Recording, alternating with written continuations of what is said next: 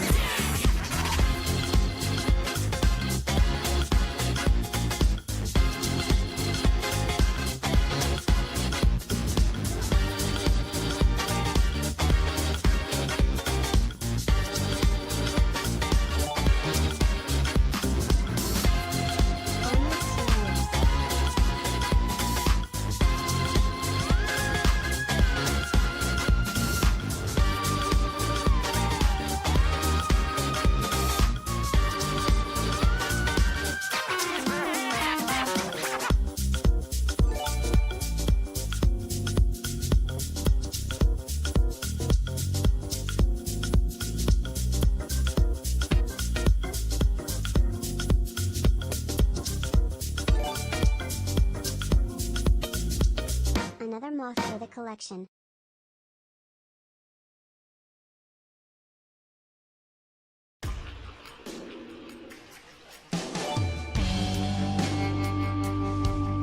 Two months to go before year. Cheers to season 4.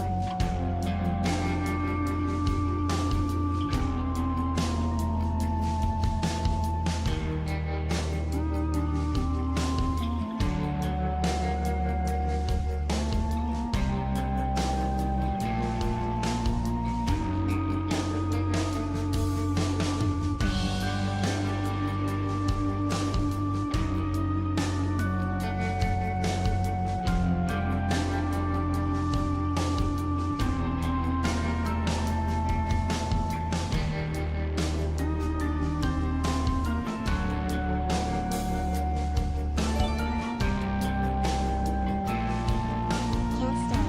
Here to show some support _5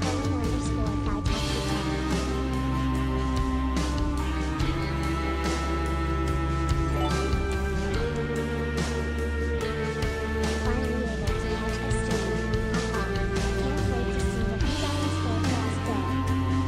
One month. I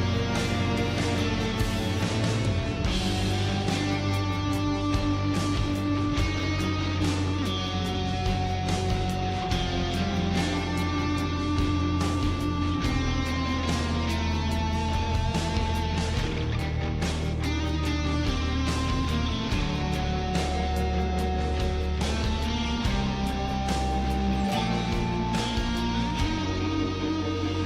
Roblox also season 4 best season so far emo. A-OK hand.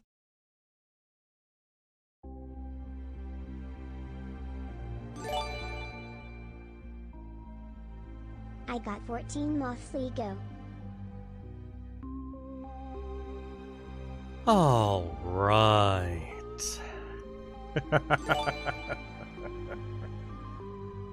Two moths, let's go. How's it going, everyone? Welcome to the Let's Talk, the final Let's Talk of the season.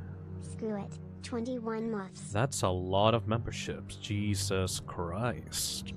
New sprite? No, but it's an often not very used sprite, so I want to make Three sure that I moths get Lego. some hours into this one before it goes. Well, it's not gonna go, but still. Hello, everyone.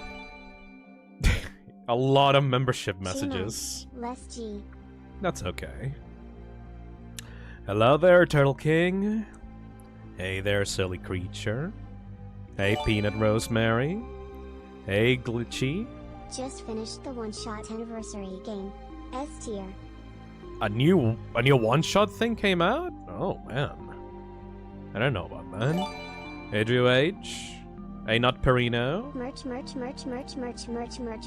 We'll get to the merch later. Hey, your one and only. Hey, Bozor. Hey, Stardream. Up the Joker, Meredith. Hey, Redder. Moth. Hey, Midu Bear. Hey, Marcy. Hey, Crizzy. How's it going, Purple Max? How's it going, Nix? Hey, Nano Abyss. 6 moths, let's G. Took 2 weeks off of social media. Good to be back. Ooh. Glad you're taking those breaks. I'm gonna be taking a break myself in a bit, so I respect that. Hey, Nick Creator. Hey, Selin. Hey, Singularity. Hey, Bubble. Odin Chaos. Neon Crow. Thank you, Ghost Jave, for the 11 months. Almost a year. 3 months, baby. 3. Thank you, Free Spring, for the 23 months. Almost 2 years. Oh man, you guys are going to reach 2 years once Season 4 ends. That's gonna be interesting. I have finally returned to the stream. Hell Hello, yeah! Phil. Glad to be here for the end of the season. Well, today is not Underscore the cool. end. For those that are here worried that, like, I'm gonna stop streaming, first of all, you're blind, because tomorrow we're gonna be playing Chain together with Azazel and Nick, but aside from that, no, this is not the end. But we do have a lot of stuff to talk about. Enough for it to be an entire Uncle stream. Phil. How you Don't call doing? me that. Been a while since I caught a stream, but I have time Hey, today. Snoodle. So I wanted to say hi. Hello. Also, how is Andy Ellie? LOL. Everything's going alright, don't you worry. 23 months crazy. We have a lot of stuff to talk about, but first let me thank everyone that are sending the membership messages.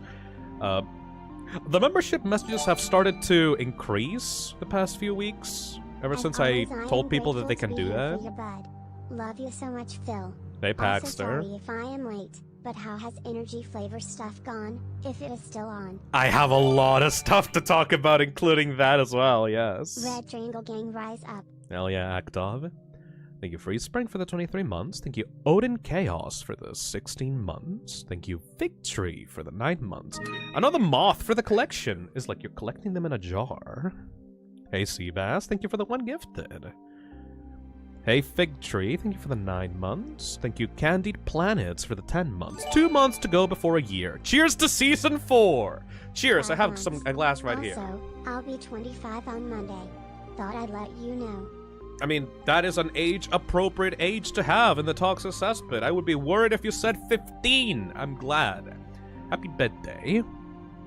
Hey, Rachel, thank you for the 14 months. Can't stay. Here to show some Fi support. That's kind of cute, actually. Thank you, Crooked Critter, for the 14 months. Finally able to catch a stream. Can't wait to see what you got in store for us, Phil. It's just a lot of talking. I have to watch this stream. It's a lot of talking. Like, we're... For those of you expecting that I'm gonna show you some crazy shit, it's a 99% gonna be talking, so don't worry about that. I've got nothing else to say except this season has been fun. Hell yeah. I've got some catching up to do, but I'm looking forward to the season 4 finale. Oh, Have fun. baby. You think that's gonna be one stream? It's gonna be an entire week? I ate a light bulb. What the fuck? If you put a light bulb in your mouth, don't try to close it or get it out. Go to a doctor. Hey, Harry Manui.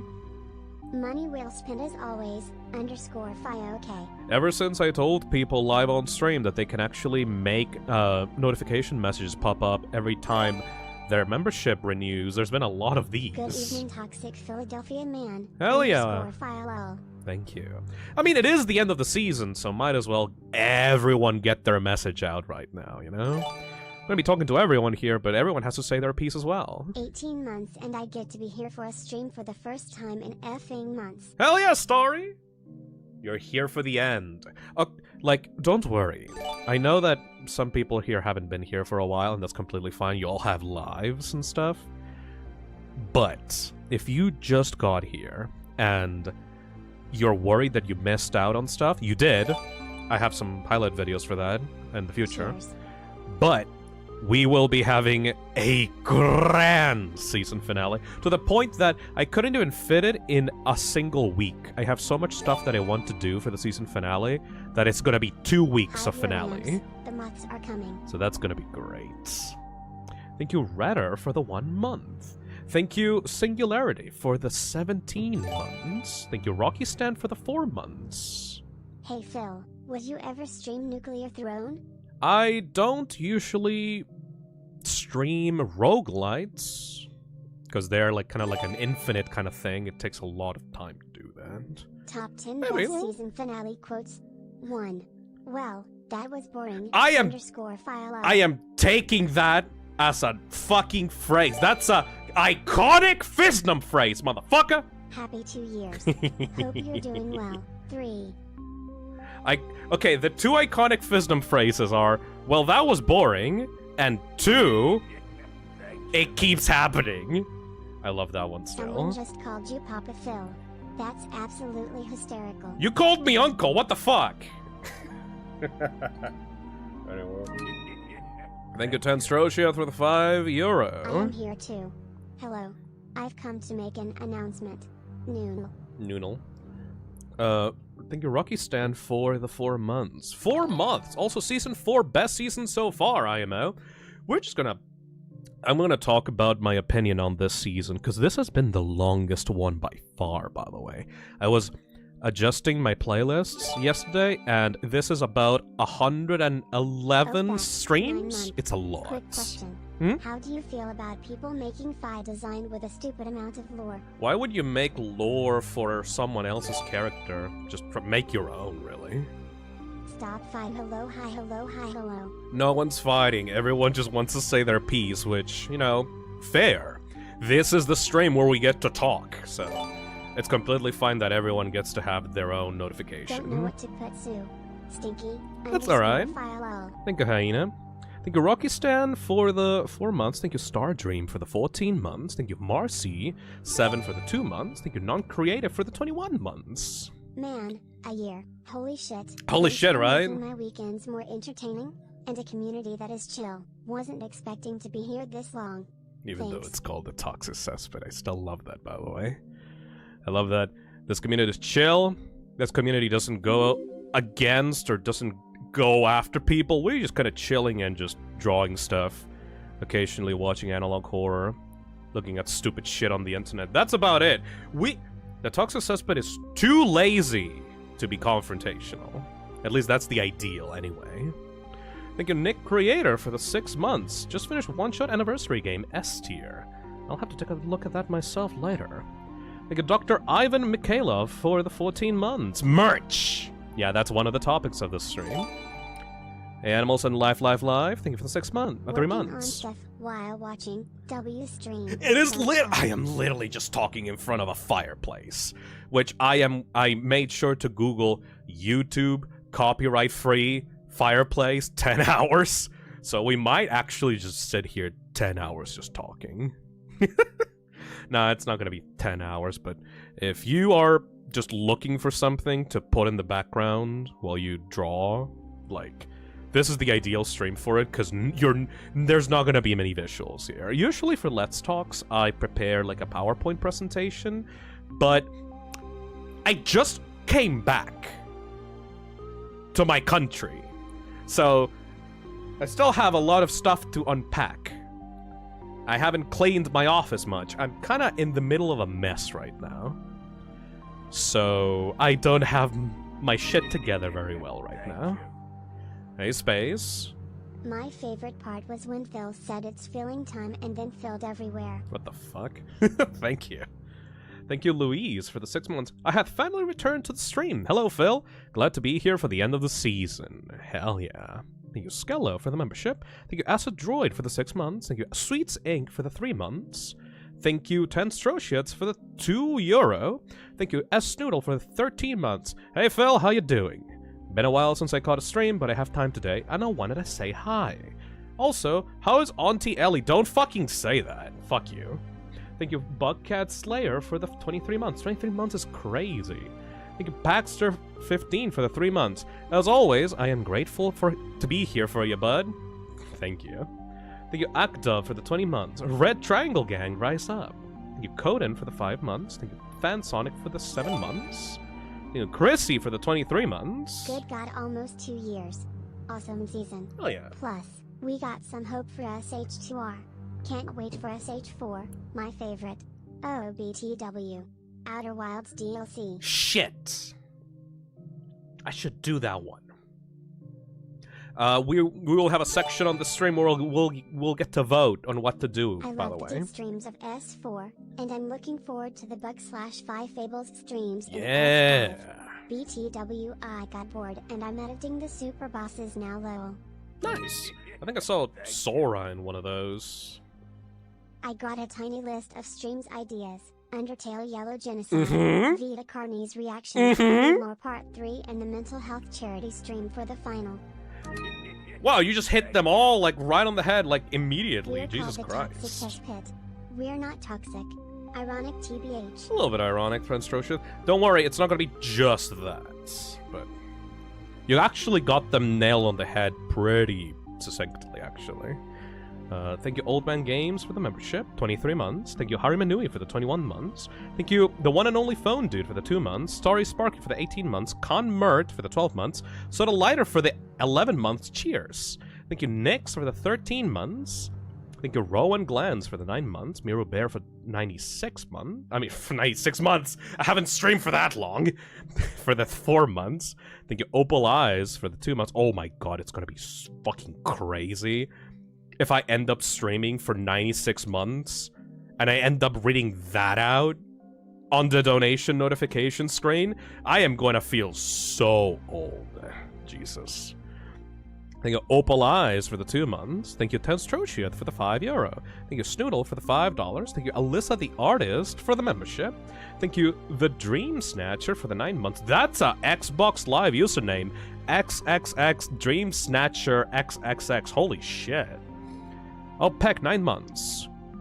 Thank you, Mr. Mert, for the 4 months. Thank you, Alyssa the Artist, for the 3 months. Thank you, Hyena Games, for the 8 months. Don't know what to put, so lol. Thank you, Pixie Boy, for the 12 months. A man, a year, holy shit. Thanks for making my weekends more entertaining and a community that is chill. Wasn't expecting to be here this long.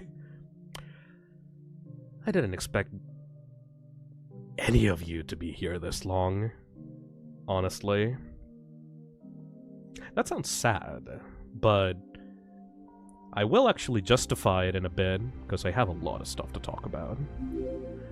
Hey Addy, thank you for the super chat. Outer Wilds DLC when? Also, you are literally the reason I am alive today. That's a lot of weight to put on a person, by the way, but thank you. I mean, if it wasn't me, it would probably be someone else. I'm not gonna fucking narcissist my way out of that one. Hey Helix. More about 5 Fables. I could go all out and edit a ton of NPCs and even enemies, but I won't go beyond those 8 optional bosses as to not detract from the base game, especially on a first play draft.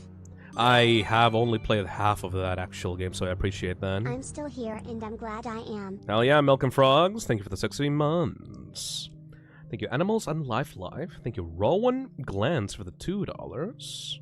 Phil in chat, I unlocked death certificate on Isaac. Ooh. You know, it's kind of funny that one of the main themes of my intro for the streams is the Binding of Isaac. And I have Binding of Isaac music right now in the background. But I have never actually streamed the Binding of Isaac. That's kind of funny. What up? I'm doing great, don't worry. Hey Space Jazz, thank you for the £5. My favorite part was when Phil said it's filling time and then filled everywhere. Ew. Thank you, Chrissy, for the 23 months. Thank you, Helix, for the 18 months. Thank you, Troshith, for the €5. Thank you, Groki Stan, for the €5. Thank you, Helix, for the super chat. Addy Shine for the super chat. Milk and Frogs for the 16 months. Valid Tips for the 7 months. And thank you, Semino, for the $5. That is all of it on my on my donation screen. Holy shit, I got through a lot of donations and memberships. There's more coming. Oh shit. When's Miitopia coming back? Someone who 100% it. Now that I'm actually back home and I can actually play my Switch games again, probably soon on Season 5. I've been here so long somehow. 8 months is a long time to Smith. Longer than I lasted when I was working in retail for Walmart. That was a shit time.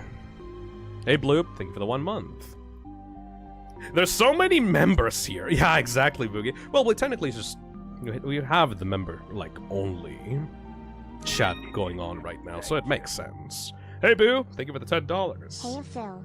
Hopefully your quest to GE diagnosed for ADHD goes well. Yeah! The healthcare in America infamously blows chunks. But here's hoping whatever process you have in Chile is a lot smoother. I have no idea.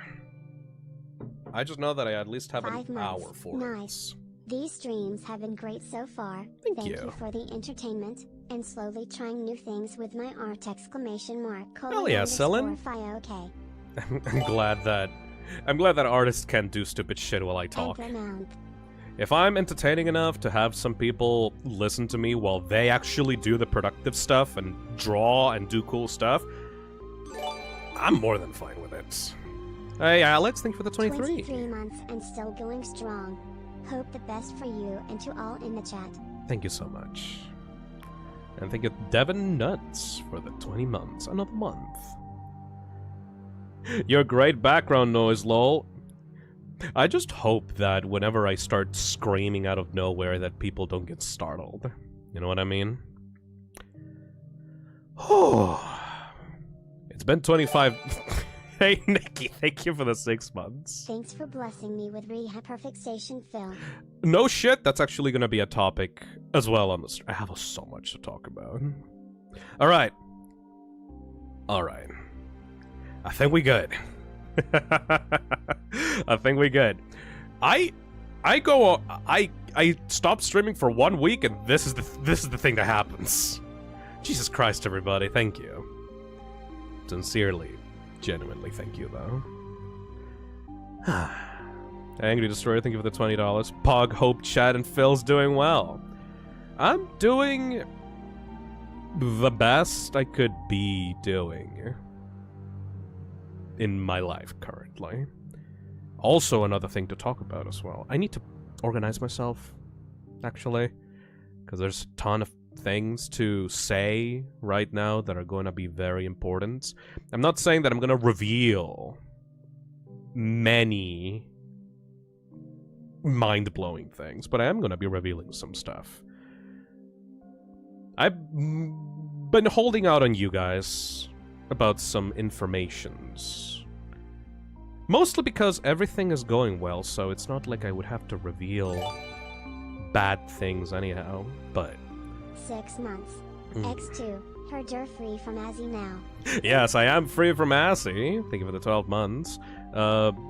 She should be still at home, just chilling. Pog, Hope, Chat, and Phil's doing well. Thank you for the $20. Hey Adam, thank you for the super chat as well. Thank you. Hey Sin, thank you for the $5. Jump scare smile. Hope you are doing well, gamer. I'm doing well, just in a mood. You know when you get that mood of a lot of things have happened and I kind of need some time to compartmentalize. You kind of just need to sit around and talk to someone about it. Well, I will grab your shoulder, the current 640 viewers on the channel right now. I will grab your shoulder and say, hey buddy, I need to talk to you right now. That's what the stream is. The stream right now is me virtually metaphorically grabbing your shoulder and telling you, hey, we kind of need to talk. But not in a bad way, just in general, because I need to process all the stuff that's been happening the past year. Hey, you might want to sit down for this one. Yeah, exactly. Before we start with the serious stuff, though, hey, I'm back on my setup. My dog My dog pooped out my setup. I'm back in my regular apartment. I'm back in my regular place of business. For those that weren't aware, because like I never really publicly announced it, but I was visiting Azazel for a few months, which is why I had to make the excuse that my dog ate my setup.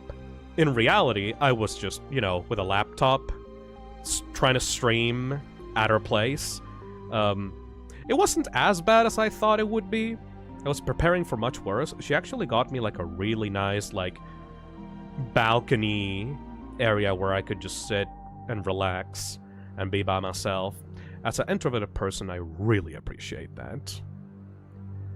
Only problems were like the time differences, because it was like near the east side of the earth.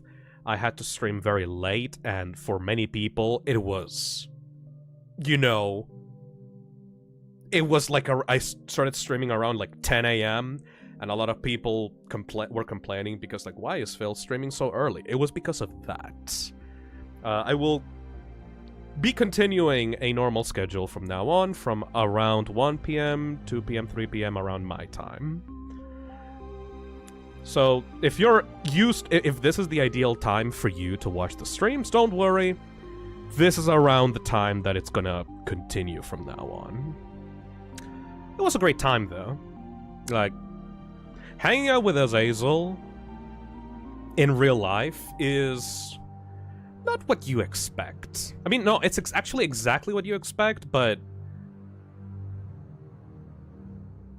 more fucked up. Because it's a constant, like, oh, this person might actually murder me in my sleep, but also she's, like, the sweetest thing ever, you know? It's like this constant balance of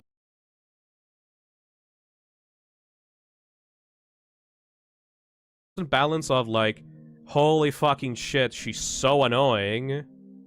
Oh my god, why am I even friends with her? She's great, but holy fucking shit, just like I want to do the cartoon thing of like grabbing her by like the lips and just like closing her mouth like a cartoon character. Turns out I found out that giving her treats is the way to actually do that, because as long as she has a little treat, she will remain quiet, which is great.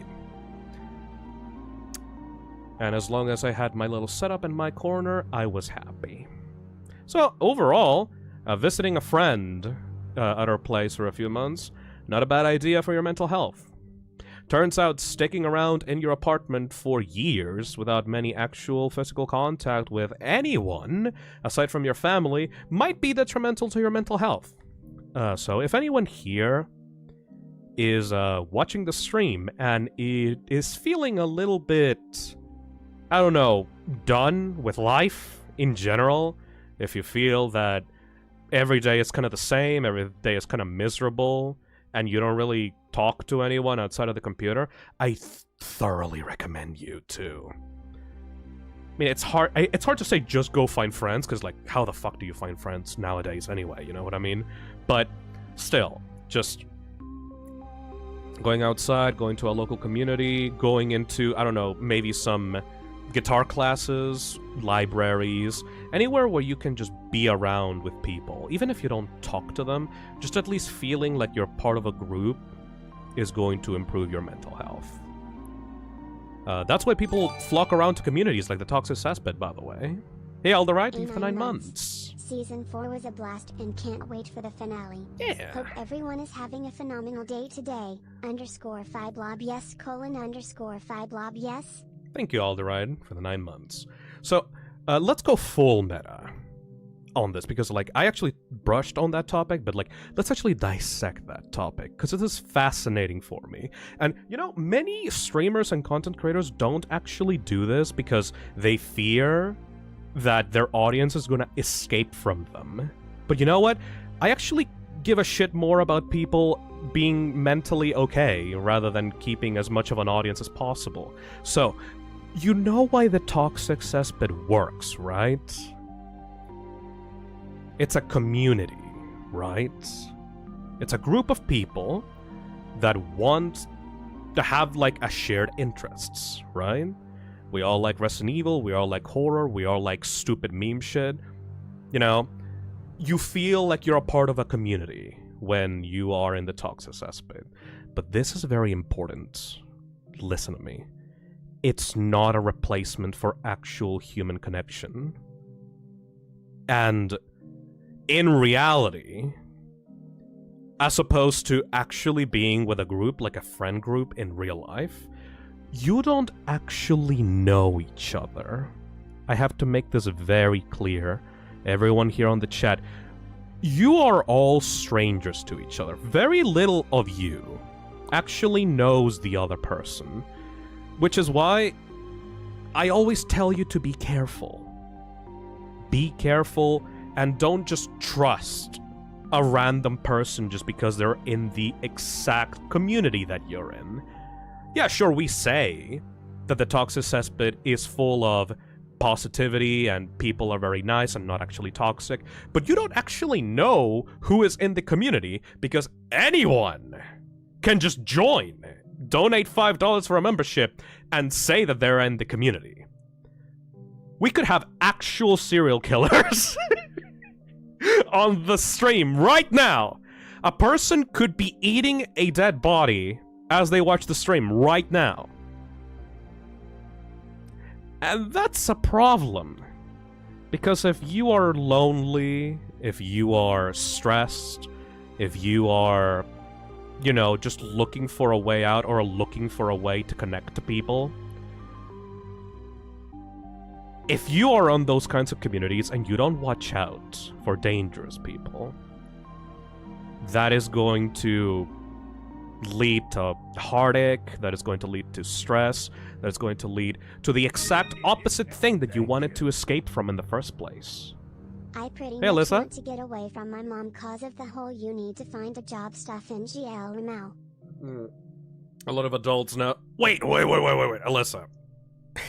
Thank you for the €5, by the way. I remember that phrase from my family as well.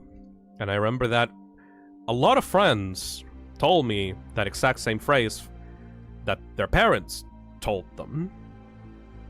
And I just want to say, do they even understand what the fucking modern world as it is nowadays? Nowadays, it's incredibly hard to get a job, let alone, like, actually be able to live by yourself. I have so many stories of people being let go of their jobs out of nowhere, having to force themselves to be contractors, having to force themselves into shitty contracts where, like, they get abused on their jobs by shitty management and then lets them go after the project is finished. It's really hard to maintain a stable job nowadays. Which is why, like, you know, I'm so glad that you guys here come around to support me and stuff, because, like, I mean, I can get a job. In fact, I had, like, something prepared before this whole stream thing started, but I'm glad that I don't have to do that and I can just be here entertaining you guys. I feel very fortunate when it comes to that. I will talk about that too later. Holy shit, I have so much stuff to do. Holy shit. Oh, so many things to talk about. Technically, I am getting a job, like, in a few months. Shit, I need to stop. I need to be on track. I need to be on rails. I can't just jump around from topic to topic. Anyways, thank you, Purple Max, for the $2. What do you mean by that, Phil? I mean that if you think that you'll have an online family because you're in a community online, don't. Just don't. I'm 25 years old. I've been on the internet for 15 years? Yeah, I think it's about 15 years. I've been on a lot of communities. I've been on the Super Mario World ROM hack community forums. I've been on a lot of Spanish review communities, Channel Awesome, the MLP community. I have been in dozens and dozens of communities. Discord servers, Skype servers. So, trust me when I say, just even though you may think that a community can feel as close as a family can, you don't actually really know these people. Try to stay safe. Don't immediately trust anyone with any of your information. Don't reveal your face out there. Why you think that I don't have a webcam right now? I will never reveal my face online. Just, if you're looking for a way to escape and be social and have a connection with people, have that on the internet. Be a part of a community. Don't be paranoid 100%, but still be careful. Otherwise, you may get into a lot of issues with people. Drama, infighting, high school clique level bullshit that makes people sour themselves on a community. I hate that. I will never post a picture of myself online. Exactly, silly creature. That's what I recommend. Why was I talking about this? Shit, I have so much. I'm already doing a huge tangent. Okay, online safety discussion. Done. Moving on. Next thing to say. I want to talk to you guys. Next topic. Because this is a let's talk. I want to talk to you guys about my trip back. Because flying out to meet friends is nice, and if you are able to trust someone that you meet and you want to go meet them in real life, that's great. Meeting someone face to face is much more important than knowing them through DMs or voice calls. Once you meet someone in real life, you actually get to know how they are in person, and most people in person can't hide themselves as well as they do online. But once you get back from that country, once you get back to your home, you may encounter some airline issues. I was supposed to come back to my country much earlier. And I want to share with you a little story that happened when I tried to come back home. This is about Brazil. There we go. Acid Roid on the chat knows the lore. Well, he doesn't know the lore, but you've been catching up on my Twitter, have you? Yeah, so to come back to Chile. By the way, I am Chilean, by the way. Hola, soy chileno, ¿cómo estás? I speak Spanish. I am from South America. There's very little countries that you can use as a stopgap from where you want to go to your destiny, from where you want to go to Chile. One of them is Brazil, and I will never use that again. I will never go back to Brazil, because I had a shit time in there. Hola, imbécil. Hola. Weon? That sounded very bad. I don't know why. I need to be in the Chilean spirit to say it. I said it completely wrong. Thank you, Nick. So,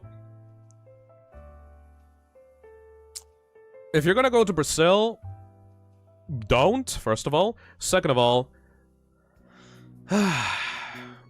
give a little bit of time between flights. Hey, Dab, thank you for the 6 months. They hit the second Brazil.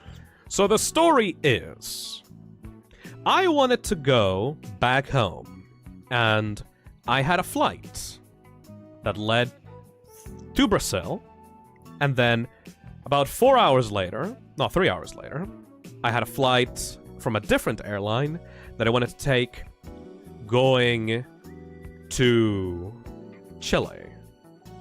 I will not name these airlines. Let's call them Airline A. No, you know what? Fuck it. Let's call it Delta Airlines and LATAM. You know what? Fuck it. I don't really care.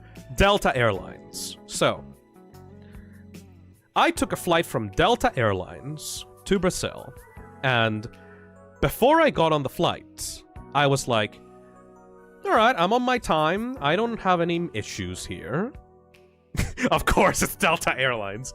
I was sitting at the McDonald's of the airport because, like, I'm hungry, and I don't care if I have to pay $30 fucking for a burger and some nuggies. I will pay $30 because I haven't eaten in a full day. I sat around waiting for my flight, which was at around 10. I had to wait until 10 a.m. for my flight. I was already checked in. And suddenly I lay down, I finished eating, I kind of listened to some podcasts, I kind of doze off. And about 30 minutes before, I was like supposed to go to my gates. When you go through like your airport, you have to go to the gate once you're checked in. You're supposed to like wait at the entrance for your flight. I had an alarm. I woke up, looked at the little panel thing, and whoops! You said your flight was at 10 a.m.? Fuck you! It's actually at 12. We delayed your flight by 2 hours. Why? I don't know. We're not gonna tell you. But it's delayed by 2 hours. What? Fuck. Fucking. Okay. When do I wait for the gate information? Where do I go? I don't know. Just wait. Wait in front of the panel thing until you can get your information. We're not gonna tell you when you're actually supposed to go to your gates. Just stare at the screen for however long we want you to. And we will get you to your place whenever we want to. Alright? I sat there for an hour and 30 minutes. And then finally, it's gate B7. Alright! Let's go. Walking, rushing towards gate B7 so I can go get back home. In the back of my mind, as I'm walking to gate B7, I think, the flight was delayed by 2 hours. I'm supposed to check in on the other flight with Latam an hour before the flight goes away. And the period between me landing in Brazil and the flight was 3 hours. Which means that if I am not a fucking speedrunner, if I don't speedrun my way through the airport, I might miss my flight because of the 2 hour delay. I am so fucking scared. Because that's my only flight back home. I was so worried. I sat down at gate B7. And I sit down. Everyone is rushing in because they were also in my situation. They were all also staring at the screens. And then they went to gate B7 all at once. And then suddenly, 5 minutes pass. And a guard in front of the gate looks at his phone and goes like, "Alright, everyone. Get out of the gate! Everyone needs to evacuate the gate! Everyone go! Everyone go outside of the glass doors, into the hallway!" I was like, what? But I'm sitting down, man. I'm just waiting for my flight. What the fuck is going on? Everyone get out! Get out of the gate! Get out into the hallway! Fucking... Okay. He ushered everybody out of the gate, and then I saw it because it was a glass door. He took a fucking rope and closed the gate as if he was a fucking medieval, like, executioner. He closed the gate and nobody could get in. Everyone was asking, like, what the fuck is going on? Why are we not allowed to go in the gate? We're supposed to wait in front of this place to go to our plane! What the fuck is going on? And then the only thing that he said is, security reasons, security reasons. You're not supposed to be here for security reasons. And there was a British guy. I know that's British, because, like, the accent was very thick. A British guy in a blue shirt got so fucking mad about this because he was apparently raving on about how Delta Airlines had been delaying the flight on this guy for 10 hours. And apparently he was screaming, "You can't do that again! You can't do this to me!" He was like PTSD. Horrified that they were going to delay his flight for 10 hours. And he was like trying to grab the security guard and going like, "Please, just let me into the flight. I can't do this anymore. I've been waiting for 10 hours on this airport. I just want to go home." So, obviously the guy gets ushered out after like 2 other guys come in because it was almost getting into a fist fight. Like, it was, I fully believe that those 2 guys were gonna get into a fist fight, and the guard was gonna win in 1 punch because the British man looked very lanky and weak. I'm not saying that all British people look very lanky and weak, but he was like a very stereotypical British guy. Yes, he also had glasses. Anyways, so we wait outside the gates. About, I don't know, 20 minutes pass. It's supposed to be 10 minutes before the flight goes away. I can see! Sorry for screaming. I can see the airplane outside the window. Yeah, it's doing this. It's chasing a bird. No, not actually, but like, I can see the airplane outside the window. It's there. Let me go home. And 10 minutes before the flight is supposed to leave, I get a notification on my phone. I pull out my phone, and it says, "Dear Delta Airlines customer, we're afraid to inform you that your flight has been delayed by an additional hour and 30 minutes. Here's your new flight time date. We're sorry for the inconvenience." I was like, I fuck me, I guess. I'm not gonna be able to return home then, because I was already worried that I was gonna have to speedrun my way to the Brazilian airport. Turns out, I never had a fucking chance. Because I was going to be late anyway. I was gonna arrive to Brazil after my flight was supposed to leave. We're sorry for the inconvenience.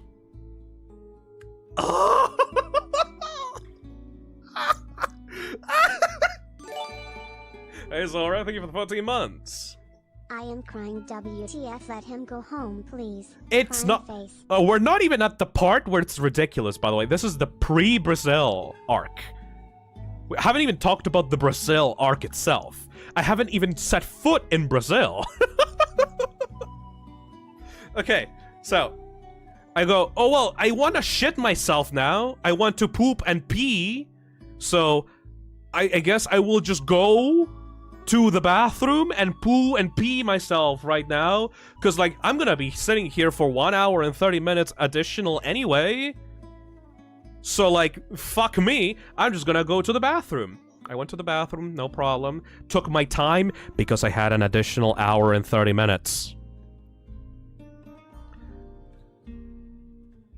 And then I go outside, I leave the bathroom, I go back to gate B7, and guess fucking what? They were boarding the plane! Without me! They were boarding the plane without me! I took 5 minutes in the bathroom! I fucking... like, the adrenaline in my blood. Yeah, that's a John Mulaney bit. Dude, weird name. I thought that John Mulaney was pulling my leg. Maybe do better? Fuck you. Thank you, Coco. I thought that John Mulaney was doing a bit, but no. I fucking run towards the gates. And I give them my flight ticket. I run past the people. I go on my seat. I sit. I was like, fuck. At least they're not gonna leave without me, right? We took off while you were in the bathroom, cause we hate you. Yeah, that's the energy right here. This is literally a John Mulaney bit. But. Here's the problem with that. It was actually even stupider than the John Mulaney bit. Because I was tricked. I was baited. I was led by my nose. Turns out, the people were boarding the plane. But not because the plane was leaving earlier. They were still waiting on the plane. Delta Airlines, and life is a fucking nightmare. Which means... _file. Which means that even though they were letting people inside of the plane, they were still gonna leave in an hour and 30 minutes. Which means that I had to stay inside of a cramped, fucked up, sweaty airplane with a bunch of people that were complaining about the delay for an additional hour and 30 minutes. Because they just allowed them to go on the plane before the plane was supposed to move. Maybe they were like complaining about it too hard and they just let them in. But we still had to wait! Japan a week ago on Delta, no problems, smile. So like, if I had just waited outside, I would have been fine. But no, I was like internally screaming because I thought that they were gonna leave without me. No, we were just fucking sitting on that plane for an hour and 30 minutes. This happened to me once! Hell yeah, sharing on the pain. Maybe, okay, I have a theory, a game theory, about why this happened. Maybe one of the passengers complained so fucking hard that they let them inside of the airplane anyways, just for the placebo effect that they were actually sitting down on the airplane, but they weren't actually gonna leave until the allotted time. Ugh. It's possible. Hey, Alyssa, thank you for the €2. Skill issue. I hate it. Anyways. Finally. We fly to Brazil. Sounds like you had a great time at the airport. We're halfway through, Evade! We're halfway through the story. Okay. So... Hey, Gallium Angel, thank you for the 15 months. My friend wasn't able to check in. No one was at the gate to take his ticket. Oh my god. And all of the self-service was shut off. Oh my god. So it made him miss his flight. Speaking of missing flights, we finally arrived to Brazil, the country of nightmares. I arrived, and my ass was just like, what the fuck do I do now? 'Cause, like, I missed my flight. I arrived in Brazil at, like, 10 p.m. The Astrolotl, thank you for the 3 months. Hi, how we doing? Just woke up from what was supposed to be a little nap. Little I slept nap. for 5 hours. I haven't even eaten lunch. What the fuck? I'm complaining about airlines right now, Astrolotl, because this is a Let's Talk. Hopefully, you get some food in your belly, though. Wait, so it means that you missed your flight to Chile? Yeah, that's exactly the point, Chrissy. I was waiting so long for that delay. I arrived at 10 p.m. and I was supposed to leave Brazil at 9 p.m. So unless I time travel, I couldn't actually get on my flight. So what the fuck do I do? What? Okay. Quiz moment. Time for the chat to talk. What do you do once you arrive at a country that you don't know, whose language you do not speak, and that country you were supposed to leave for your own home country an hour ago, but you're just now here and you don't know what the fuck to do? Reverse time? Impossible. You don't have enough skill points for that. Cry? I also did that. Walk home? Impossible. You sleep in Brazil airport and wait tomorrow. That's for bitches. Probably crawl into a ball and cry. Yup. I will never get on an airplane. See if anyone speaks Spanish. Try to get into another flight. Okay. There we go. Ding, ding, ding, ding. There we go. Starry Sparky. Got it. So first thing I did once I actually got out of the flight, I was like, time to find out how the fuck I can get out of this nightmare place. Hey, Lemon, thank you for the 9 months. The Brazil arc sounds terrifying without context. All of this preamble and we're not even in Brazil. Moral of the story, don't go to Brazil. So this is why Brazil was a nightmare, G-Star. I get to the public part of the airport. airport, and I'm like, well, I don't have anything to do right now, so time to go to the most obvious place to complain. Let's go to LATAM Airlines offices, International LATAM Airlines offices, and beg for another flight. Hey, Space Jazz, thank you for the super chat. So I go to the international branch of LATAM Airlines, and I go into the entrance, and they're closed. Hey, Helix, let me guess, everyone at the Brazilian airport could only speak Portuguese? It's stupider than that, but you're close. They're closed. The offices in LATAM Airlines are closed because it's 10 fucking p.m. Hi, Phil. Hey, Ethan Scar, thank you for the 11 months. What do you... The fuck do you mean closed? Yeah, they were closed. They were not doing business right now. I asked the information terminal, hey, so how can I contact my airline? Phil, how did you get out alive? Through creative thinking and a lot of bitching. I ask, hey, where the how can I contact LATAM Airlines people? And they told me, don't worry, sir.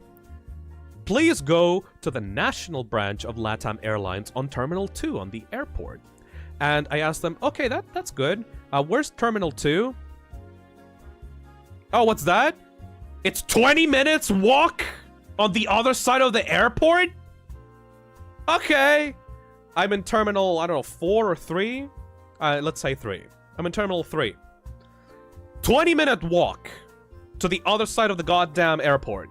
I have to go to the national branch on Terminal 2. That's a big airport. It's probably like closer to 15, but I walk very slowly. So, go walk all the way to the national branch, because apparently this airport is like... used to be a national airport and then got transformed into an international one, but they were built like far away from each other or something like that. I don't fucking know the story. I don't know the Brazil lore. I don't know the Brazil existence airport lore. I just landed here, man. I'm like a Dark Souls player. After the fact, learning about the disaster that just happened. Anyways, I go to the national branch, 20-minute walk. And guess what? Everyone at the national branch of LATAM Airlines does not fucking speak Spanish nor English. They only speak Portuguese. Because of course they do, right? They deal with national flights. You know, across Brazil. They don't do it internationally, so why the fuck would any of the employees actually talk in anything other than Portuguese? But here's the thing. I don't know if you know this about South American people, but Portuguese and Spanish are actually kind of similar. A little bit. Not really.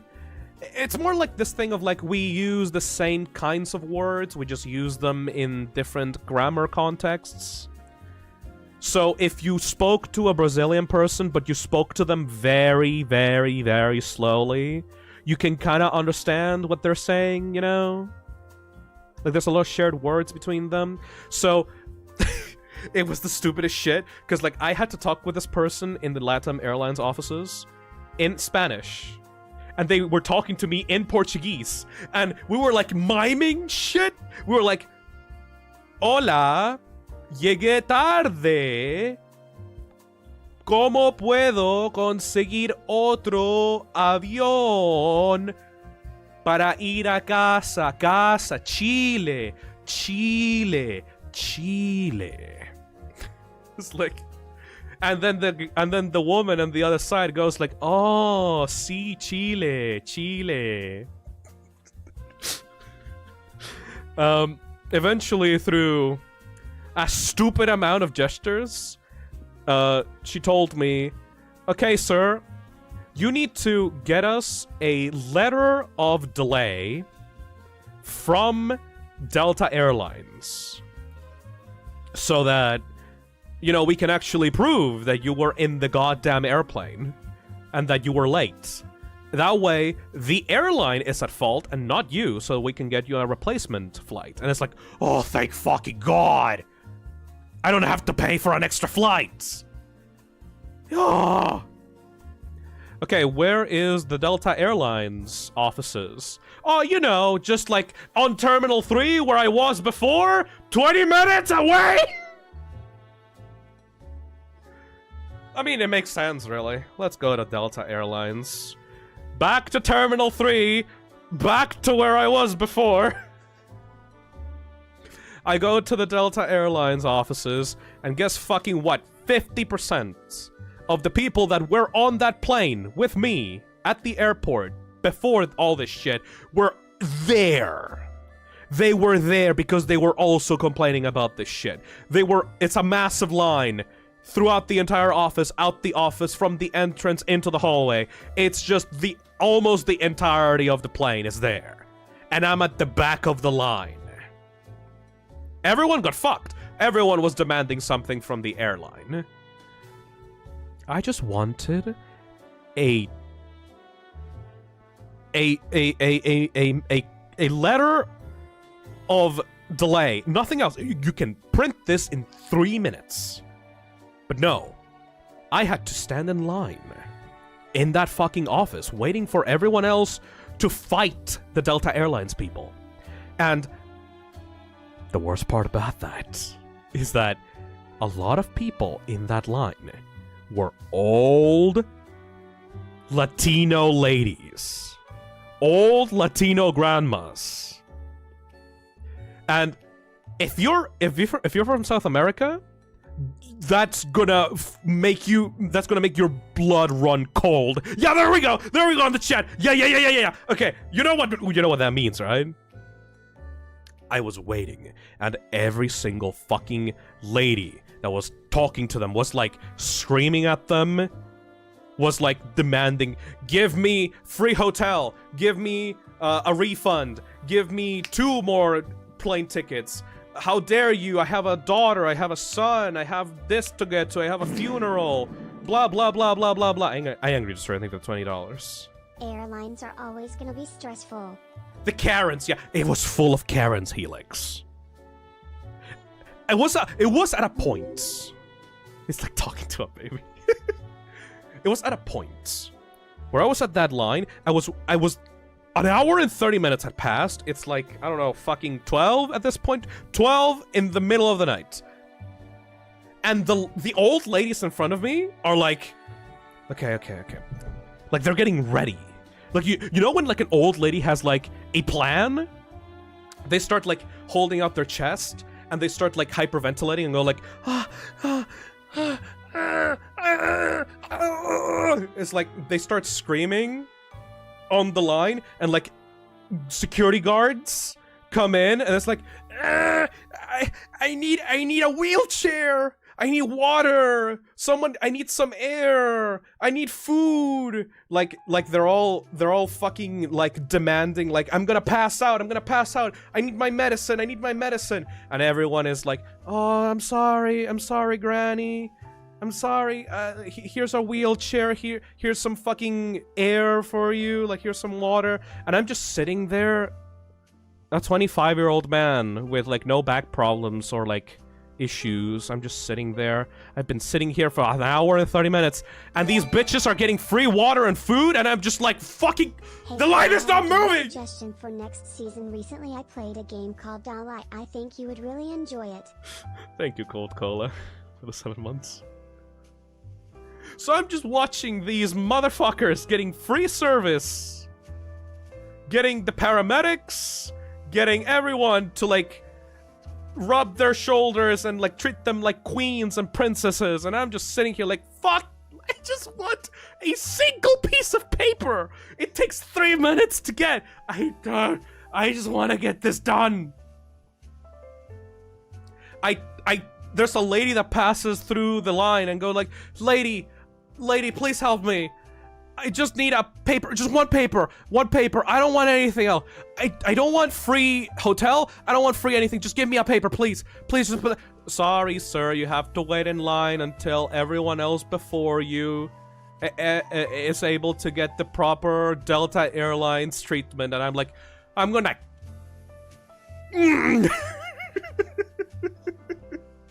This sounds like that Zootopia scene with the sloth. Yeah, exactly, Gitchy. So I wait. 30 more minutes. Finally, I'm able to get to the front of the line, I talk to someone on the desk. And they didn't know English or Spanish either. Even though they were in the international brand of Delta Airlines, they didn't know English or Spanish either. They only knew Portuguese, which explains why they were the other people were screaming at them so much, because they straight up just didn't understand them. So that's why it was taking so long. Yeah, exactly, Helix. It's stupid. Why would you not have people trained to talk in English in the fucking international brand? I understand LATAM Airlines and the national branch because, you know, those are like the Brazilian flights. But why the fuck does the international brand not know English? They know the Portuguese. They know the Portuguese. That's it. All right.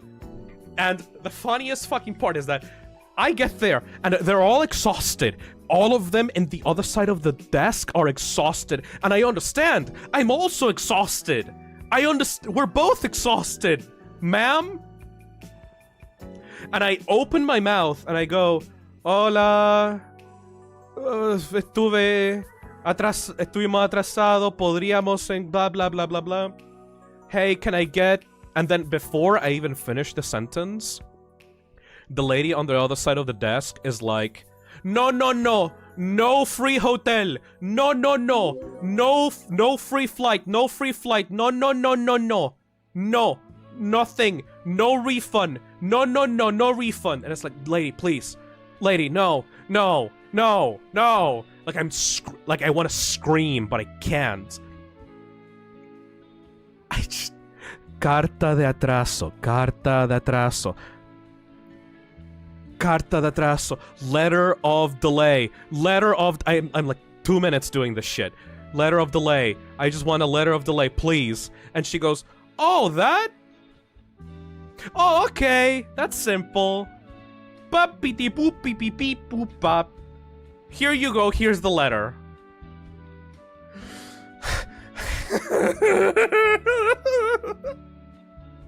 It's like...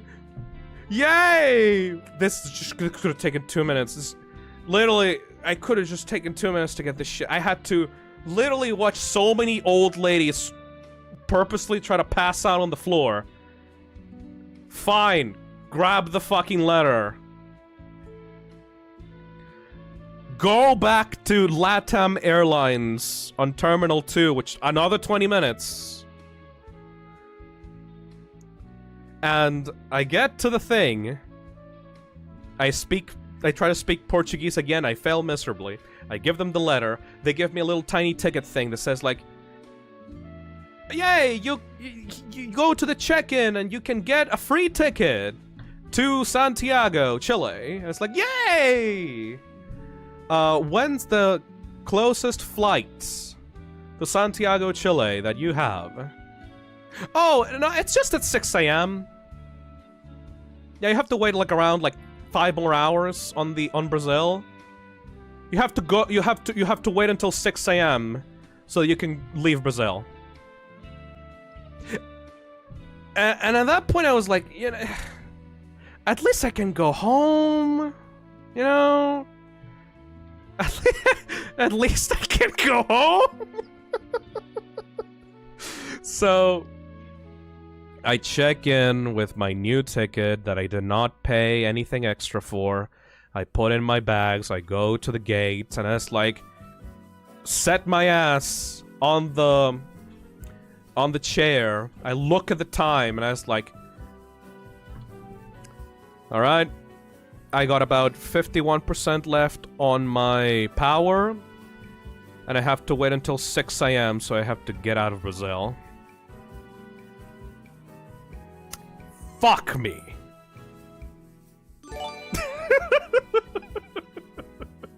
I have a kebab wrap. It's delicious. Oh, hi, Phil. Hi, Tariva. Thank you for the 7 months. And I just tweeted out, chat, I'm trapped in Brazil.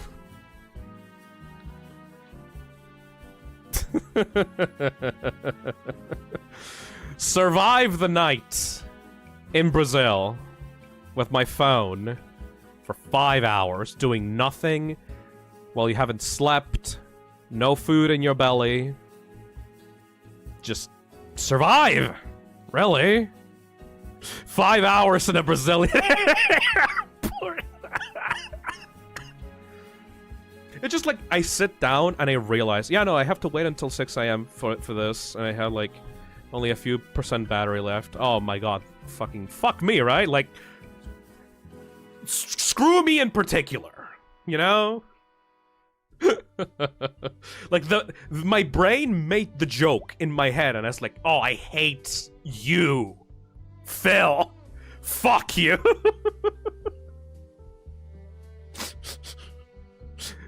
Like, that's the cherry on top of the shit sundae of the entire story, because, like, that's the joke. That's the first joke that my brain went to after all of that happened.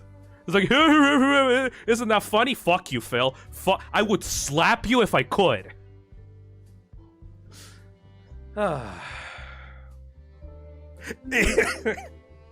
Hey, Crooked Critter.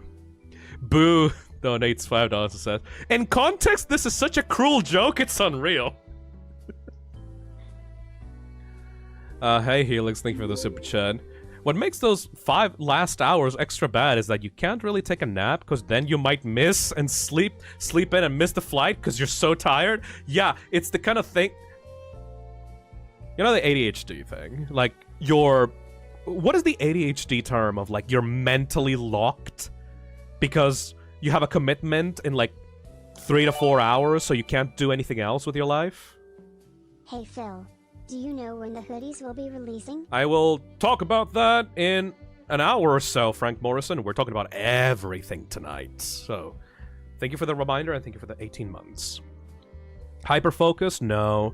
Waiting mode. Locked in, miserably. Locked in. Hyper-focused. Okay, you know... okay, it's not hyper-focused. It's just this idea of, like, when you have ADHD, and you have, like, a commitment that you're supposed to wait for at a very specific time, any other normal person would spend that time doing anything else. But for some reason, you're just sitting, and you're just, like, locked in, like, I can't do fucking anything. I just need to wait until it's done. Time paralysis. Waiting mode. Interesting. In context, this is such a cruel joke, it's unreal. It's unreal, boo. Yes. This is like a new survival horror game. I wish. Actually, no, I don't wish that because it would suck. Thank you, Arishina. I have to lock in. I have to. If I don't, it's over. I have to lock in. Exactly. Well,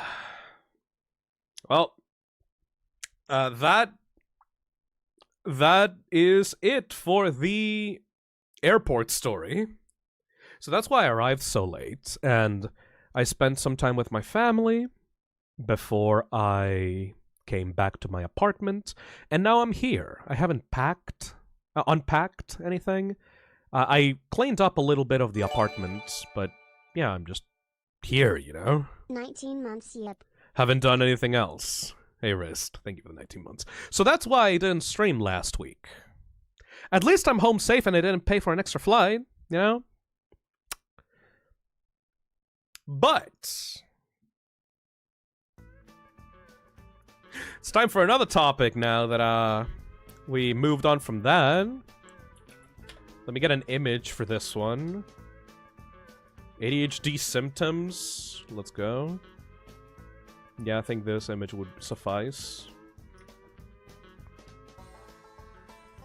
What the fuck is tip? No! ADHD symptoms for adults.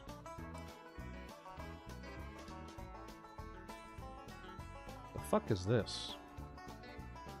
There we go. Alright.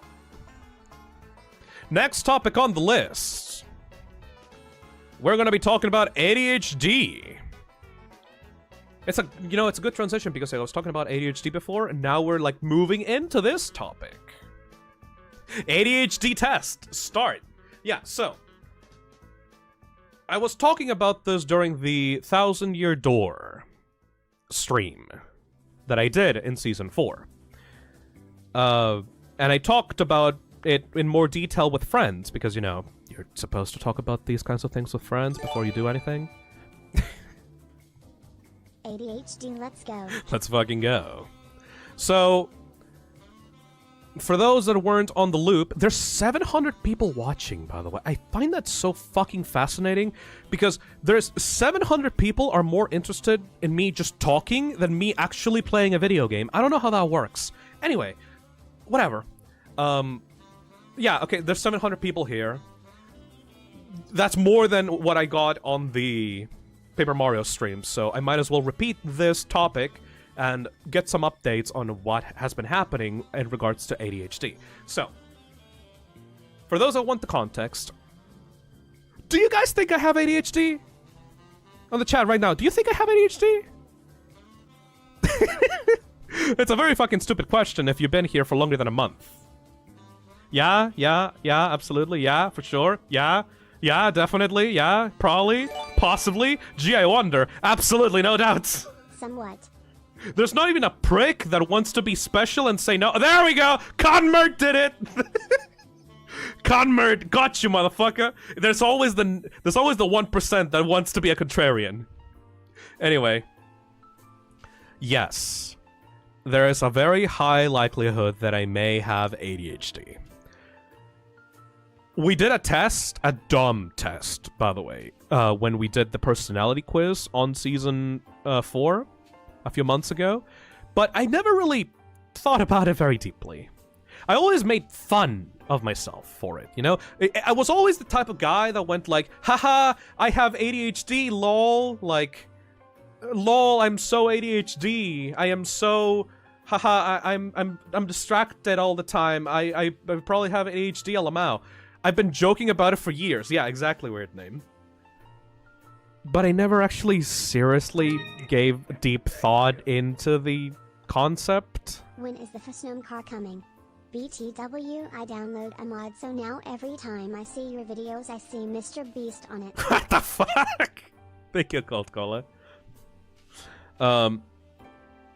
Yeah, for years, I joked that I had ADHD. And then... Actually, I can show it right now, because this is a Let's Talk, so I'm not playing. A little video came out by Jaden Animations. By the way, subscribe to Jaden. Everyone here, subscribe to Jaden Animations if you're interested. She's great. She's amazing. She is a storytime animator, one of the oldest ones on YouTube, and her content is great. But... she recently released, a month ago, a video that talks about her having ADHD. And I watched it when it came out because I was subscribed to her channel.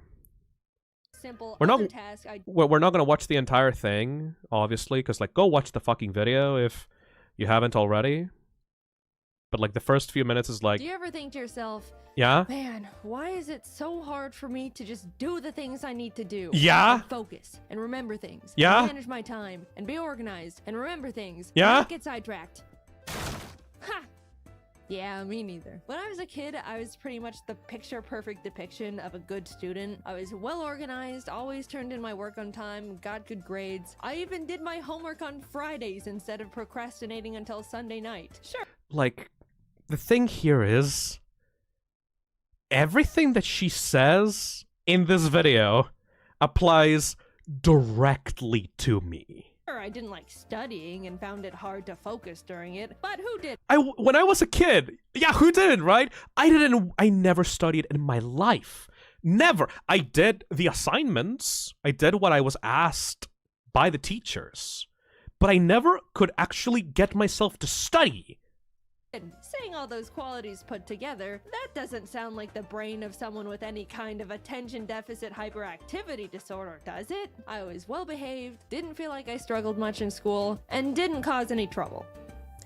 That is, up until I moved out of my parents' house for the first time to go to college. Gradually, I started slipping. I began skipping classes a bit when I just didn't feel like going, would wait until the last moment to start classwork, and lost a lot of motivation because I wasn't interested in any of my schoolwork. But Again, 100% literally. Overall, even though it was pretty out of character for me, I chalked it all up to the fact I was simply over going to school. At the same time, my YouTube was really kicking off, and all I wanted to do was that. Of course, I wasn't gonna be as good of a student when the silly YouTube Even the YouTube thing at a point, really. videos were doing numbers. I finished a single year of college and convinced my parents to let me take a gap year to see where this YouTube thing can take me. Spoiler alert, the gap year turned into me never going back. I'm a college dropout. So great, I've Well, no, that's not accurate, but whatever. eliminated the boring school part of my life that weighs me down. Now I can go back to being organized with my new exciting passion job, which entails being my own boss and having to manage and assign myself all of my own responsibilities 24/7. Why are the voices not getting quieter? It's almost like everything was going backwards. I was having a much harder time staying organized and focused. If I didn't want to do a certain type of work, I would have to shackle myself down. The fact that she specifically mentions dishes as well, by the way. In basically an isolation chamber to be able to get it done. If I found a new interest, it was all I could think about. Yeah. And why is it so easy to suddenly be on your roof watching a YouTube video on how to know when you need new shingles? Yeah. I really didn't get it. Child me had it held together more than current me. What went wrong? I could look back and recognize how everything Not used to the be dishes. so perfect and easy. Look at Tiny Jaden and all her ducks in that row. I used to color code every single binder I owned, and now I don't even know where I placed the $20 I literally just had in my hand 3 minutes ago. I haven't even left the room. Genuinely, where could it fucking go? If Azazel is on the chat right now, I'm not expecting her to be on the chat, but there was a point where I was living with her in, her place, and I was looking all around the living room, and I was like, Azazel, where is my phone? I can't find my phone. And then she looks at me like I'm a crazy person, and she looks down, and I'm holding the phone.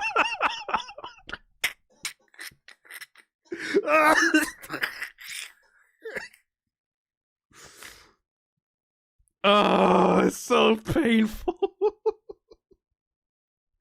That's an ADHD thing? Yes. Literally, like, and we both talked about the ADHD thing, so, like, Phil, you're a broken man!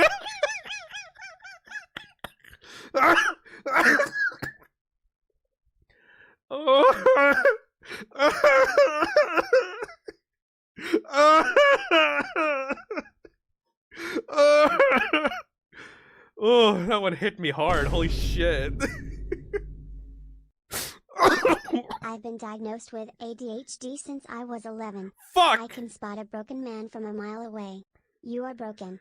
Nah, but FR though, this stuff hits different when you're adult. Yep. Even when you know you have it. Also, I thought that Jaden was going to, like, this video keeps going. Please don't, let's not do a let's watch, like. Please go watch the video by yourself. That's enough information. Jaden hit it 100% on the fucking head immediately.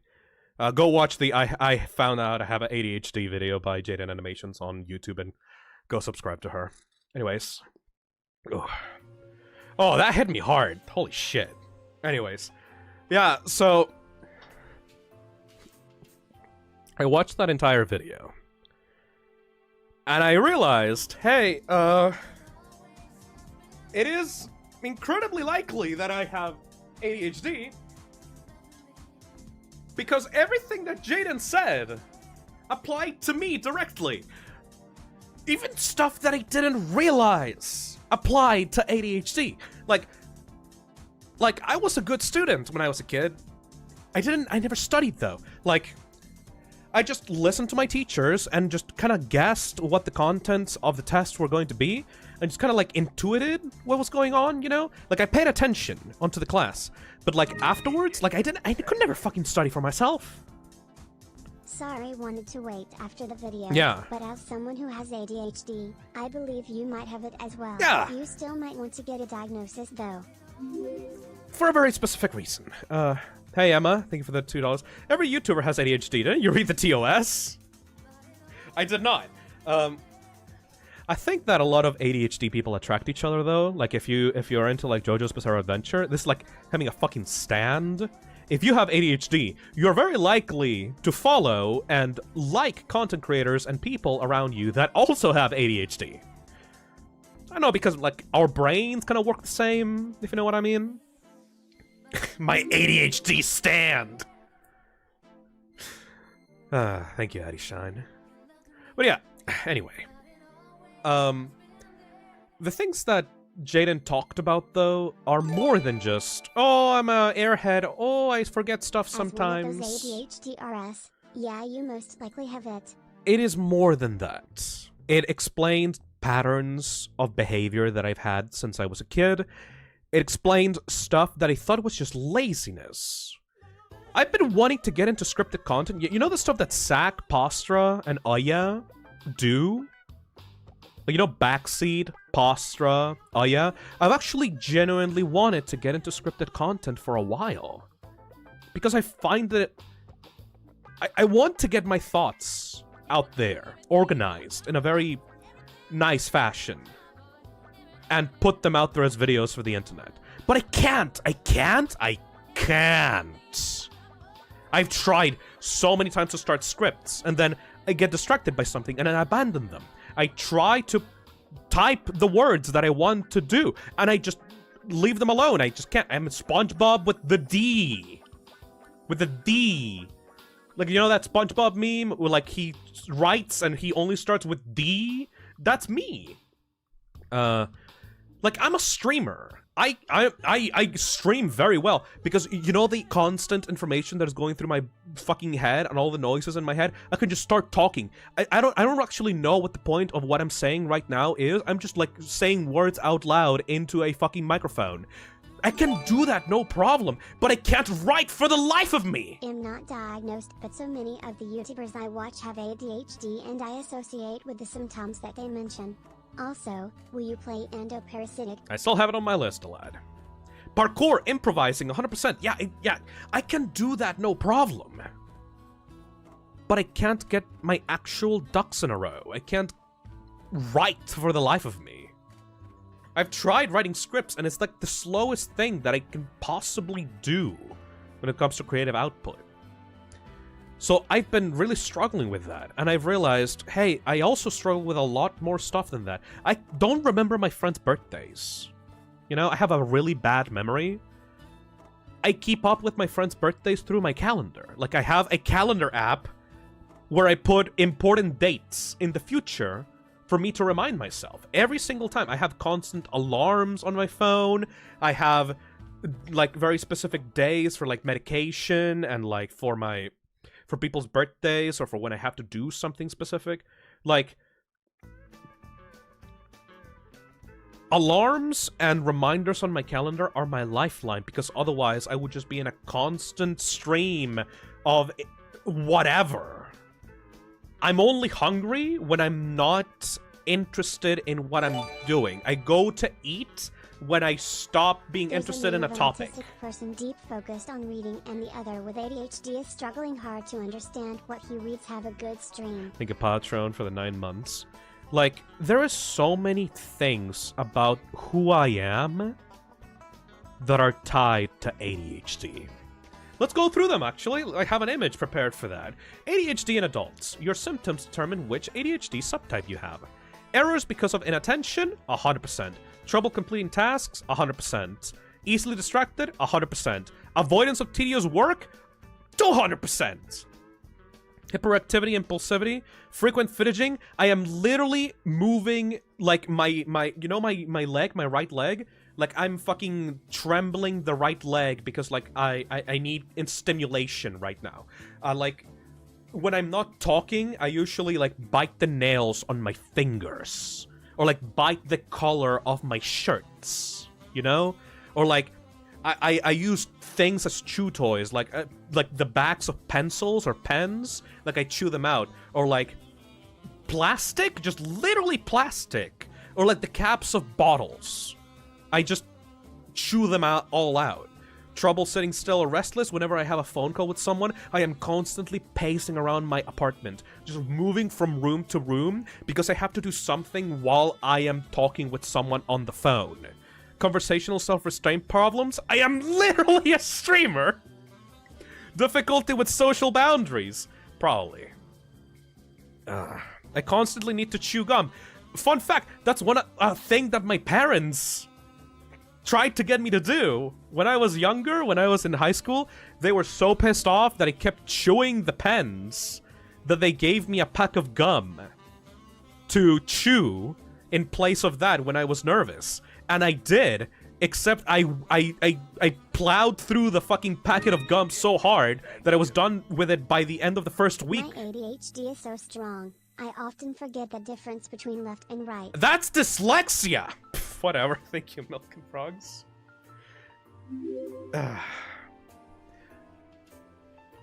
Thank you, Watercup. Also, hi, I'm from Brazil. Thank you. Your ADHD is strong, let me fight it! Pretty much. Yo, fellow plastic chewer! That sounds like a slur. Thank you, Space Jazz, for the £2. Yo, you got them fucking plastic chewers over there? Oh, that boy's a fucking plastic chewer. Fuck that guy. Anyway. Yeah, so there's a 99% chance that I have ADHD. And once I realized the actual depth of the situation, I thought, I should probably get diagnosed. Once you get... Okay, if you want to know what happens when you actually get diagnosed, one, you can actually, you know, have peace of mind with yourself. You don't have to, like, feel like you're a fucking faker. Like you're a imposter syndrome, like, ADHD haver. Like, you don't have to joke about it. You can just literally say, you know, yeah, I have... A doctor told me that I am the stupid. Like... wave it around in front of people. I am the ADHD. So you have peace of mind with that. But also, you have access to prescription drugs, like Adderall, which will help you if you really need to do something. Jaden was talking about using Adderall to be able to write scripts on her videos. Happy birthday. I've enjoyed chilling in streams. Thank you, Polyowen. And literally, the video that I just showed you guys is written by Jaden when she was on Adderall. Which is, I think, is a beautiful concept. So, I really want some Adderall right now, guys. Because I actually really want to write some scripts for some videos, for some, like, scripted content. So, I may get diagnosed exclusively so I can get my hands on some Adderall so I can actually write some scripts for you guys. And also just to know what it is about. I want to know, what the fuck does it do? How can you think differently from the current way that I am thinking?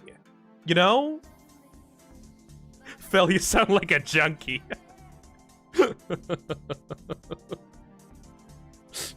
Hey guys, do you have some Adderall? No, but it's important though. Because there's a very specific point in Jaden's video that she talked about taking Adderall, and then she said the voices and the noise of your mind disappeared. And that was the first time that I realized that's not normal? It's not normal to not have noise in your head 24/7? No, thoughts? Like, your brain is full of thoughts, right? I'm not saying voices as in, like, schizophrenia. I'm saying, like, noise. Like, hey Helix, thank you for the super chat. Like how much overlap there is between ADHD and autism. I know you can have both. Yeah, probably. And I have autism, but I relate to these. Specifically neglecting food and sleep when I'm working on creative projects. Yeah, when I'm locked in, I can go for hours without actually eating anything. Unfortunately, I never liked gum, so my fingers paid the price. Yeah, I relate to that, Alex. Thank you. Thank you, Wispy Echo, for the $5. I have autism, which makes it hard to get diagnosed with ADHD, since the symptoms are so similar. It can be easily brushed off as autism. That's... yeah, I understand that plight. A doctor told me I probably had autism some time ago, and I agreed with him. But, you know, like, I wanted something else other than that, because, like, it's pretty obvious. Thank you, Boo, for the $10. Adderall is amazing, honestly. You're gonna take it and just feel the... what the fuck does that mean? Feel the difference. If it's preventing you from doing work and passion projects, I think meds will be beneficial to you. Documented. I mean, I guess I am documenting it right now by just talking to people. I just joined and I love ADHD. That's the thing, though, right? I am very theatric, and I'm very exaggerated when I talk about these topics to be entertaining, but I don't know how else I would be except like this. And that's kind of scary? I don't know. A lot of people say that it's like, you know, different. It's like, oh, Phil, you're gonna feel so much better, or you're gonna feel like your head is so clear and empty, and I'm like, I've always thought this way, so what does that Adderall mean? is amazing, honestly. You're gonna take it and just feel the difference. If it's preventing you from doing work and passion projects, I think meds will be beneficial to you. Documented XD. Well, thankfully, even though I struggle with a lot of things, I still feel content with myself, if you know what I mean. I don't think I would want to be someone else. I don't think that I would need medication constantly. It is kind of a scary thought that I would need something like that It's for the rest of my life. Organizing a messy desktop. I suppose so. I don't know. That's how I find out about it too, huh? Yeah, a lot of people here have ADHD. But here's a genuine question to everyone here on the chat. If you had... Hey, Coster, thank you for the 5. Adderall helps you focus when you have to do something important. But, it can be addictive if you are not careful. If you had the option... Hey, Thespian, thank you for the $10. In my experience taking Adderall, you feel more clear and grounded in your own head. I did stop though cause it made me constantly dehydrated, so that's a possible side effect. Hey, Alyssa, thank you for the €5. My mom doesn't think I may have autism, but my dad and his GF think I probably do. Or at least, symptoms of something. Something. Since most of you here probably have ADHD or autism, welcome to the Toxic Cesspit, by the way. If you had a chance to take one pill and then whatever you consider ADHD or autism would just vanish, would you take it? Because, I don't know, it feels weird. I feel like my entire life has been defined by a lot of these things. Like, my personality, the person that I am, is defined a lot by stuff like that, by these symptoms. The stuff that I got into probably because of this. Obviously, I don't know if I have ADHD yet, but I have a lot of noise in my head. I have a lot of inattention. I have a need to be constantly stimulated, and those things shaped me into the person that I am right now. So would I really want to stop that and be something else, or just feel a different way that maybe will make me think other things? You know? Are you able to function? That's the key issue, isn't it, Meredith? Because some people, like ADHD, much like any other neurodivergent, like neurodivergence or syndrome or disorder, some people are suffering from these disorders much more than others, you know? Be careful if you get a diagnosis and prescription. It affects everyone differently. Like Adderall did nothing for me but helped my brother. Yeah. If you are someone that is suffering in your life because of these symptoms, I understand taking daily medication in order to have long-term effects that will help you to be the person that you want to be. But personally, I don't know how my life would be if I had to not be like this every day. If the noise stopped, it feels weird, you know? Because I've always lived like this. So not living like that is something too scary for me to actually fully commit to. But I do want to write some scripts.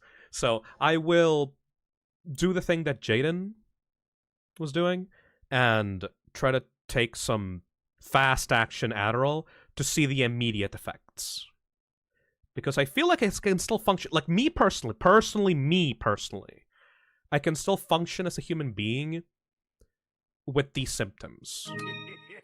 Sometimes it's hard, sure.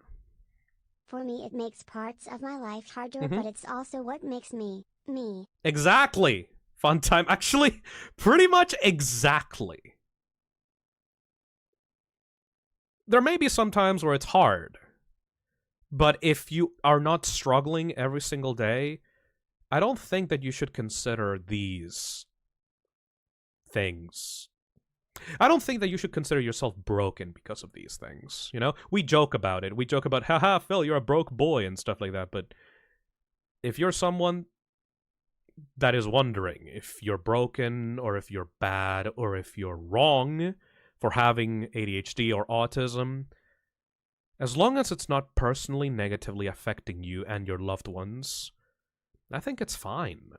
I think you're okay, and you should just continue being yourself.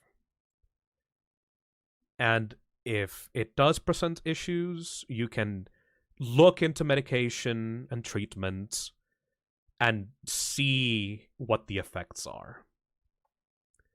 But if these conditions have affected you all your life and they have shaped you into the person that you are right now, that doesn't mean that you're a wrong person because of it. I think that it's okay. You're just another type of human that exists in this world that deserves the same amount of good, like, normal treatment as anyone else. Your brain functions differently from the normal people, but it's fine.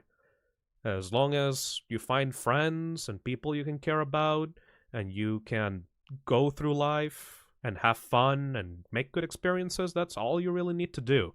You don't really need to conform to a standard, you know? The system in real life is broken. The system in real life benefits the people that are normal, that are supposed to be normal. So you will have a lot of struggles, but I would not take that pill, yeah. But that's probably not how the pills work. Saying that it goes away is probably exaggerating a bit. The pills don't magically cure you, they just lessen the symptoms. Yeah, it was a metaphor. It wasn't an actual real pill, Helix. As someone diagnosed at age 7, I recommend speaking to a psychiatrist and experimenting with different meds. I tried Adderall and it made me sad. The right meds won't change you, but give more control. As long as the medication will allow you to gain control of your life and put you at ease without taking what is a core of yourself, I think that I'm willing to try them out. You know? But just because you have this, just because you have ADHD or you have autism or schizophrenia or whatever other mental condition, that doesn't mean that you are any less of a person.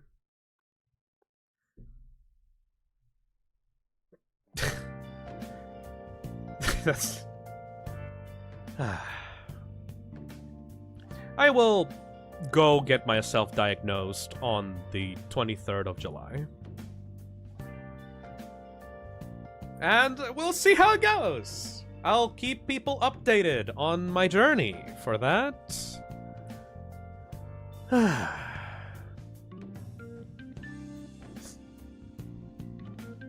It's going to be fine. A bit scary, but it's gonna be fine, I think.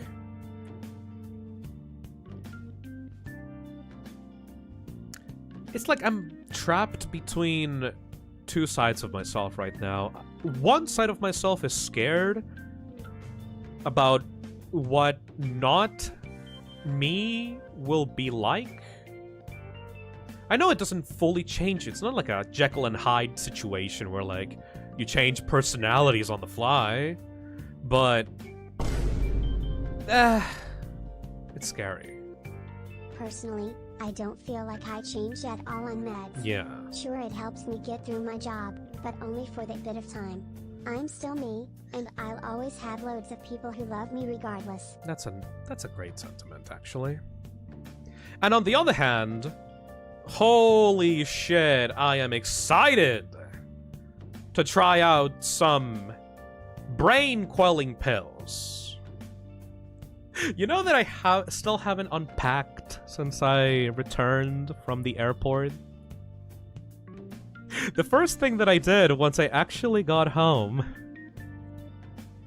was to check my setup on my PC and realize, man, my keyboard is dirty. I would love to remove my social downsides of autism, but keep my Shadow the Hedgehog and Resident Evil hyperfixation. Hell yeah, Nikki. Like, the first thing that I did once I got settled down into my apartment back when I got back from the airport was to check my PC and realize, hey, my keyboard is very dirty and dusty. I am going to disassemble this keyboard and clean every single crevice of it with a Q-tip and some disinfectant. And I just did that for 3 hours. And I still have my 2 luggages sitting next to me. One of them is half open because I had to get my laptop out of there. But yeah. I wonder if taking the pill would allow me to unpack properly now that I'm back home. Kind of pathetic, isn't it? Well. Hey, I still haven't unpacked from my California trip from back in October. You're fine.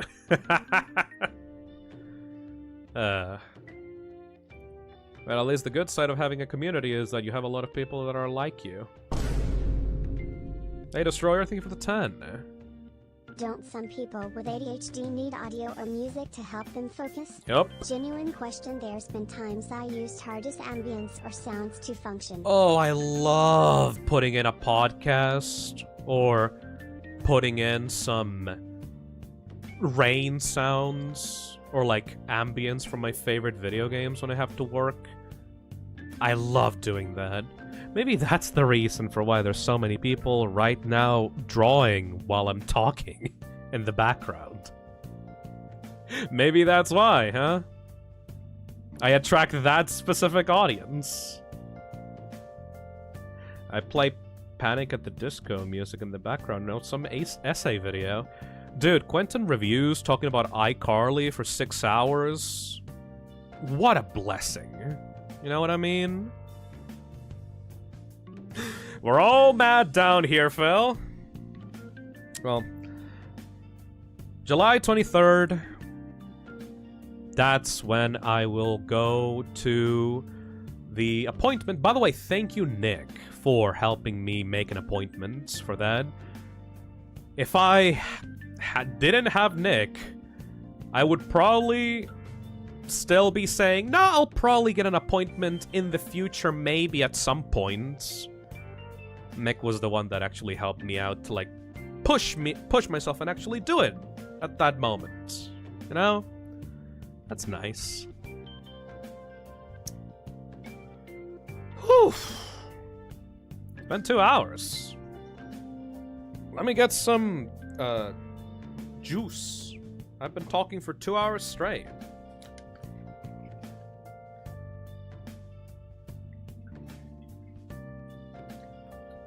Pineapple juice is the best.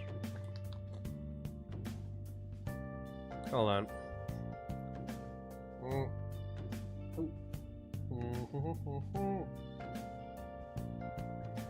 Oh, that's cold.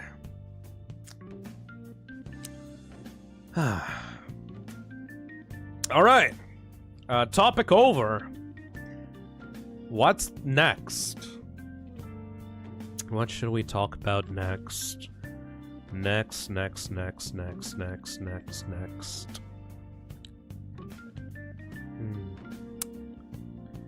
There's a lot of topics right now, but I can't. I'm paralyzed from choice right now. Merch store? Merch? Games? Hey, Pixie Boy, thank you for the $2. So how many topics did you go over? Well, right now, I talked about communities, I talked about airports, I talked about my ADHD diagnosis. There's still a lot to go through, though. Merch, please! Please, my autism needs merch! Fine! Fucking Christ! Okay. Oof. How do we voice this? Hold on. Yeah, that's the good music! So, first thing on the list. The makeshift hoodie. I told you all that the makeshift hoodie would arrive in June. As you may have noticed, that hasn't happened yet. D. Roosevelt's fireside chats. I am not going to give you a... Oh my god. Oh no! Well, this is kind of fucked up. So, I talked about it a lot before. I'm working with Makeshift to make a hoodie. I don't know if you know, but that's kind of weird, because Makeshift usually doesn't make hoodies. They make plushes. I listened to a brief analysis of Star Wars Episode 1 one day at work. It was a 12-hour-long video. I listened to all of it. I am so broken. Hell yeah, boo! I've actually been drawing a poster this entire stream, so I'm happy that I'm in that drawing while listening crowd. Good luck on your journey, Phil. Thank you, Takara. So, I was talking a lot about what kinds of merch to make with Makeshift. They're very happy with the performance of the 5 plush, by the way. You guys absolutely smashed their expectations for when we did the campaigns for the Jumbo 5 plush and the pins.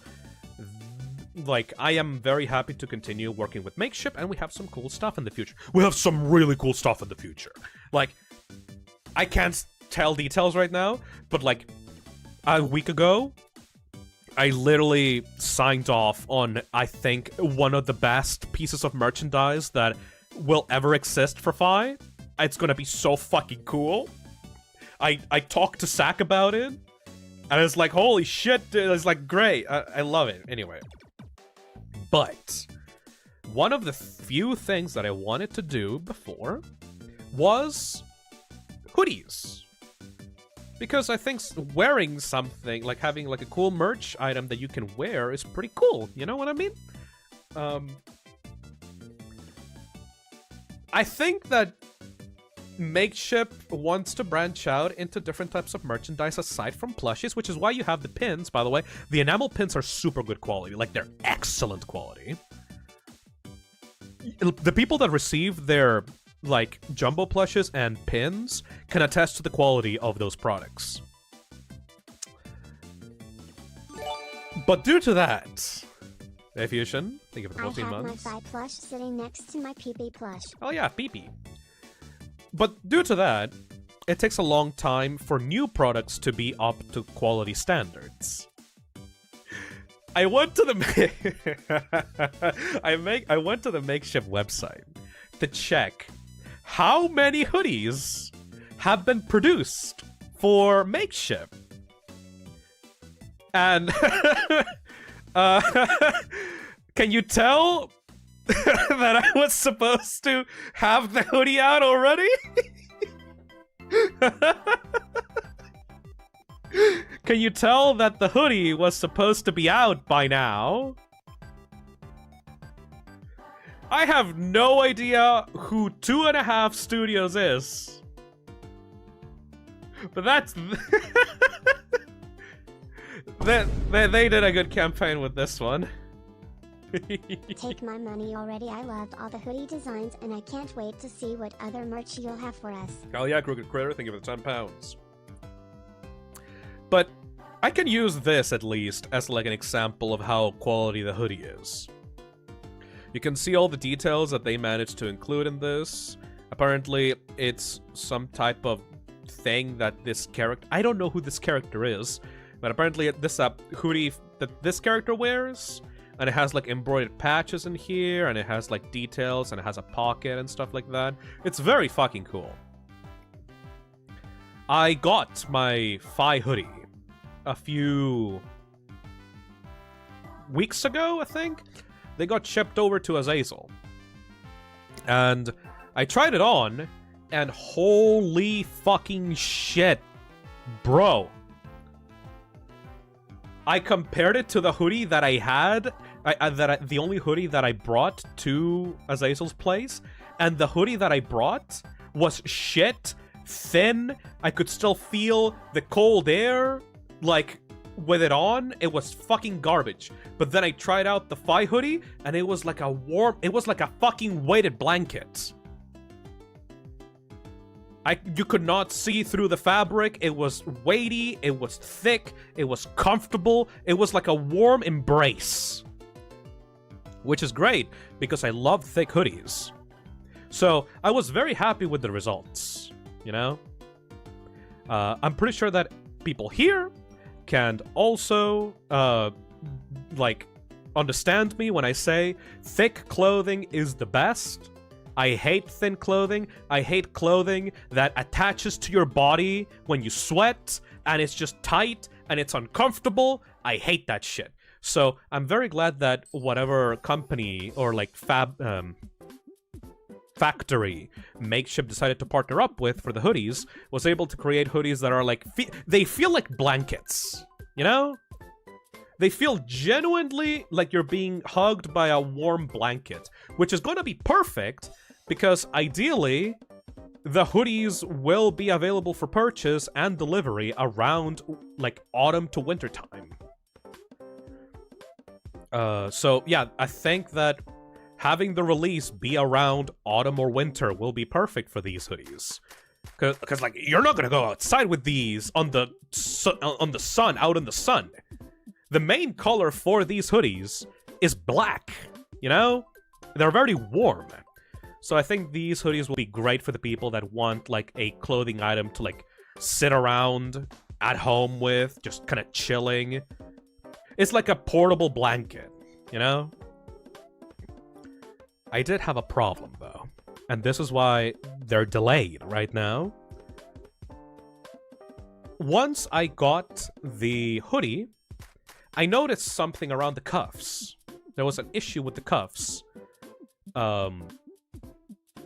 That is very hard to fix. I don't know if you were there for when we were voting for the designs of the hoodies, but we have a little warning tape design around the cuffs. And when you are supposed to do that warning tape design, you're supposed to print material onto the cuff area so that you'll be able to create the warning symbol pattern, right? The warning tape pattern around the cuffs. You're supposed to have it printed over the fabric, but it's not doing it seamlessly. So when I received the product, I realized, oh, it's not like actually properly looping around the cuffs.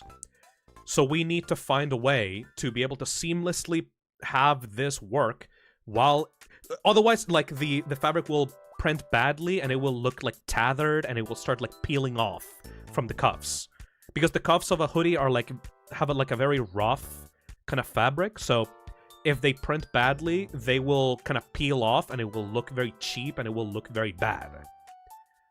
So I made the call to talk to Makeship and tell them, let's try to find another way that we can make this design work so that the hoodie doesn't look, like the fabric of the printing is not, the printing of the fabric is not going to peel off once you put it on the washing machine, right? So they are trying to do that right now. They're trying to fix that, and we are delaying the campaign for the hoodie until they're able to fix that problem. That's why it hasn't happened on June. Ideally, it should happen in around when I come back for the season, for season 5, by the way. That should be in a few months. So sorry to everyone that was saving money to be able to buy the hoodies on June. They will be available. They have not been cancelled, but they still need work to be able to be the best product that they can be. Okay? Yay! That's one of the things that I wanted to talk about when it came to merch. The other... No, that's not different. Hold on. Ooh. Yeah! Alright.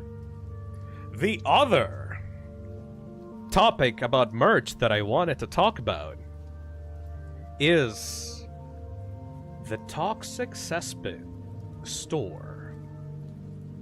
Now, if you are currently watching this on your laptop or desktop computer or phone, please direct yourself to the link www.fistum.store. And you may see something very similar to this. This is a coming soon page for the Toxic Cesspit store. This is a project that I've been working on for a while with a lot of different artists. Already signed in. Oh yeah, you can put in your email there, by the way. You can also use fistum.store, you can use toxiccesspit.store, you can use toxiccesspit.com. I bought multiple domains for this shit. I spent hundreds of dollars on domain names for this. I am so happy with the work that people have been doing for this. We're going to have a launch for the Toxic Cesspit store next week. It is going to be... Maybe I can just set on the time right now. Hold on. Saturday 13th? Next week? Yeah, you know what? Fuck it. Let's just go next week. I could literally just do this right now. Launch, date, and time. We are going to have it on Saturday, July 2024 at 12 p.m. Wait, 12 p.m.? Yeah, schedule launch. Go! F5, does that... is there like a fucking... Yeah! There we go. We have the countdown right now, motherfuckers. But yes, the store will be opening on next week, Saturday, around 12 p.m. my time. You can put in your email at the bottom to get notified of when the store will open. I also set up a fucking mass email service so I can email all the people that put in their email there personally. Like, I will give you, like, I will personally message you, like, discounts and new items that go on sale and stuff like that. So yeah, we will be opening an actual permanent store away from Makeship. I mean, I still have excellent, like, relationship with Makeship. I'm not moving on and saying, like, oh, I will never have a Makeship product again. I have several Makeship products ready with Makeship. So don't worry, those are not going away anytime soon. But I did set up an actual permanent store where you can buy smaller items. Because when I was, like, talking to people, like, talking to chat, like, doing polls, doing tweets, I wanted always to ask people, hey, guys, what kinds of products would you like to see for, like, the Toxic Cesspit and, like, the channel and stuff like that? And people always, like, wanted very small stuff. Like, they didn't want mind-blowing stuff. Like, hoodies once was one of the things that they wanted. But aside from new plushies, they wanted, like, stickers and pins and posters. Stuff that would be very fucking stupid to have a single campaign. And then that's it. You know? One of the quirks with Makeship is that once a product has been funded within those 30 days, you can't get it back ever again. You can't, like, produce more. If you lost your shot, you can't get it ever again. So I wanted to have a permanent store where, like, people can just buy things whenever they wanted. Maybe add smaller products, more cheaper products to support the Toxic Cesspit. Stickers! I need stickers so bad for my pewter. Okay, Void Sniper, you're gonna be very happy then, because in the current lineup, like, I'm working with a lot of artists right now for multiple types of products. Some of them are gonna come in the future. Not all of them are gonna be ready for the opening of the store. But for you guys, for the opening, I have a poster available, I have stickers, and I have pins, if you want to buy those. I won't show all of them, but I do have one very specific thing that I want to, show off, because I am extremely proud of it, I'm extremely happy with it, and I can't wait to show people. This is a poster that I've been working on with Azazel for pretty much the entire stay of me being there with her and, like, in her place. This poster is the first one in a series of real-ass posters that will be available on the store. You can buy them as just the poster itself, which is like you can buy them in many sizes. Or you can buy the framed version, which is literally just a poster with the frame. That is, like, a lot more costly, but in case you don't know how to buy a frame and put it on there, if you just want the full-ass thing ready to go, shipped it out to you, you can buy the more expensive framed version on the store. This thing is so fucking high quality. I love the detail. You can't, obviously, like, I have to lower the detail because, like, I don't want people to just rip the poster and put it up, like, on Etsy or something like that. So, obviously, like, the quality, I cannot show the full quality of the poster. But I have sent it to friends. I've sent it to multiple people, some of which are in the chat right now. And they fucking love it! I've sent all the products that are in the Toxic Cesspit store have been sent out to people in the Toxic Cesspit to make sure that the quality is as high as it can be. We got this is a very like, I'm so happy with this poster because this is a remake of one of Azazel's first pieces of fan art when she first got into the community. And not only that, but it contains all the major co-hosts of the channel. You have Kako, you have Ellie, you have Nick, you have Sack, you have fucking you have Azorb on the bottom right. Hey, Fusion Harbor. Here, just take my money. You have to be on the store for that. I can't send you the product right now. Harbor, thank you for the 20. Oh my god, I remember Azazel showed a tiny little teaser in a VC for this one. Yeah! Anyway. Also... Sorry, my throat is dying right now. Very important thing. I hate when creators, I'm just gonna say creators, I'm not sure if for people here in the VTuber community, you may understand what I'm talking about right now, but I'm just gonna keep it general. I hate when creators abuse or don't appreciate the artists in their community. I hate when someone, I don't know, commissions a, I don't know,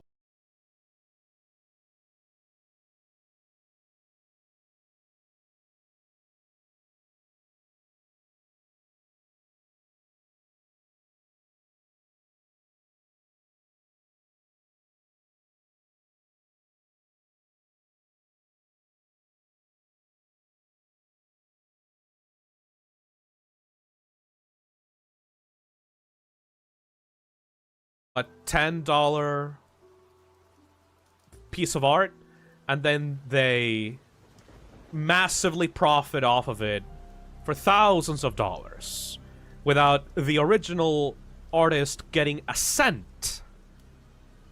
You know? I genuinely hate that artists don't know their own value. Because there's many times in a community or in a fandom or in business in general where an artist will not realize how much their art is worth, and a company can just grab their design and make merch off of it and plaster it everywhere across the internet, and the original artist doesn't get anything. So every single item created by an artist in the Toxic Cesspit store. Hey, China Ball, thank you for 3 months. Hey Phil, what does Azazel do? Is she a college dorm maid? Sure. We'll say that.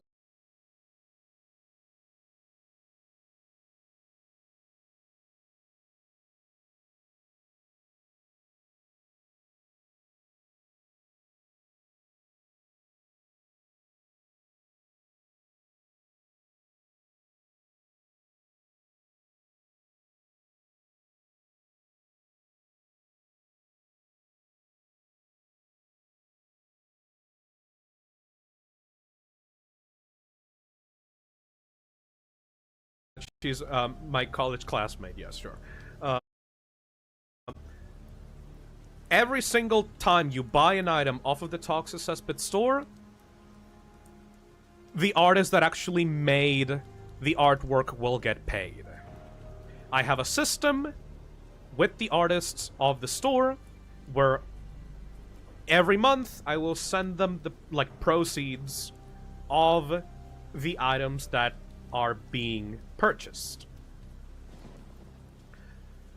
I think about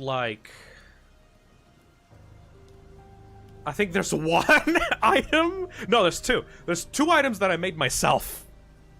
And it's just like the most basic, cheapest stuff ever on the store.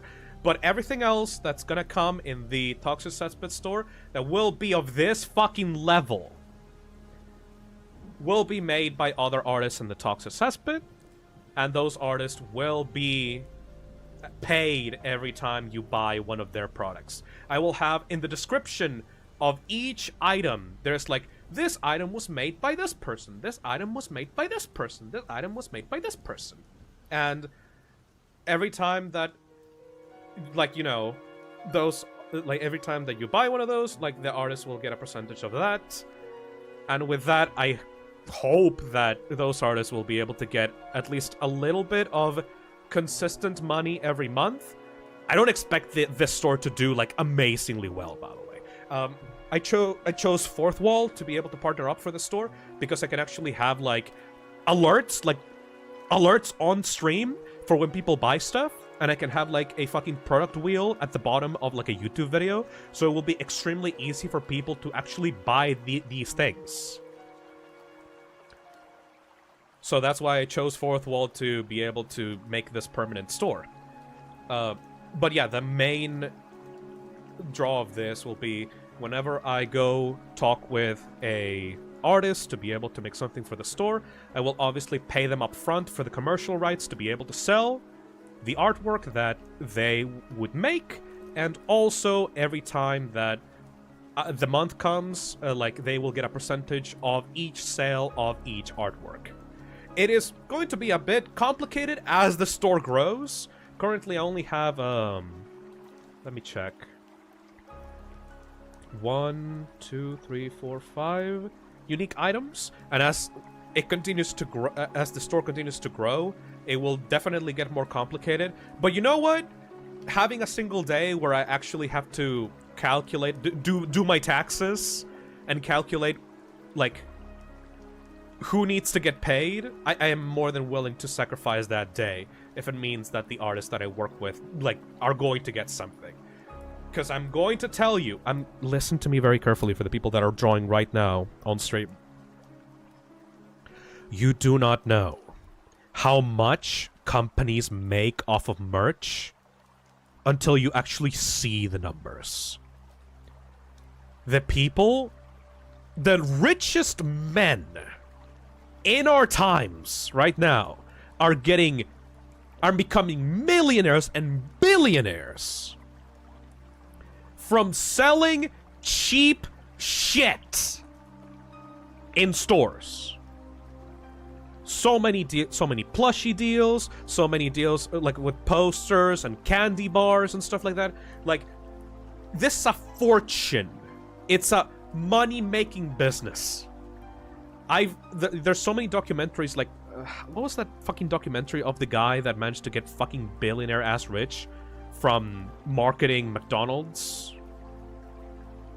I forgot the name of that movie, but it's fucking disgusting how businessmen can get like so rich off of doing so little work. So you as an artist need to realize that you're worth more than a simple one-time commission. If you're getting commissioned for art, for for Twitter and stuff like that, if it's a personal commission, yeah, that's fine. You can adjust yourself however you want. But if you're going to work for a company, if you're going to work for a large streamer, please, please, please don't price yourself down into dirt. Because you're gonna go, it's gonna come a time where you're gonna see a contract in front of you, and you're gonna think that the money that you're being given is a lot of money, only for you to be struggling to be able to support yourself less than a year later. You need to realize that your art matters more than just a couple of, I don't know, $50 or $60. Raise your prices. You know? Always ask for a percentage. Always It doesn't matter if you think that it's big money. When you talk to a businessman, that businessman is not thinking in hundreds of dollars or thousands of dollars. They're thinking in millions of dollars. And don't have the situation where someone will throw a couple of pieces of bread on the floor and expect you to just gobble them up. You know? Treat yourself better. Actually, this is for later. Anyway, that is the Toxic Cesspit store. Hey, Angry Destroyer, thank you for the $2. All artists deserve respect and should be paid. You know that bit from Wonder Over Yonder? Where, like, Lord Hater is, like, looking at a fucking cinema? Thank you, Uncle Phil. Definitely buying everything. Thank you, Purple Max. You know that bit in, like, Wonder Over Yonder where Hater is, like, wants to try animation and wants to fix a scene in an animated movie, and he takes out a fucking animator pen and tablet and desperately tries to animate the ending of the thing to be, like, different, to be what he wants, and he goes like, "Oh, this is so difficult!" Thank you. Hey, Fusion Harbor, thank you for the $5. Know the value of your art. Ah, why is this so difficult? People who do this for a living should earn more money and respect. It's like, yeah, Hater. People who do this for a living deserve more credit and respect. Absolutely. It's absolutely incredible that the people that have built our childhoods and have made some of the best shows of all time in the industry are getting laid off because their parent companies are in massive debt. And the first thing that they do to offset costs, instead of, you know, slashing the fucking massive bonuses that the higher-ups get, the first thing that they do is instead fire the people that are making those shows in the first place. It's so fucking stupid. Because then later, you're not gonna have anyone else to make your fucking successful show that you need to be able to get money so that you can actually function as a business. And then you're gonna go bankrupt, and then you're gonna have to sell your fucking company to some other bullshit.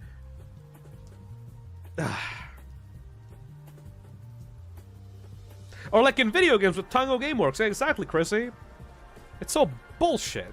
Because rich businessmen only care about their own bottom dollar, and they will slash and cut and freak and fucking destroy all the hard-working people below them, just so that they don't have to give up $1 million out of the billions that they get annually. Why the fuck am I talking about this? Oh yeah, right! Buy my merch!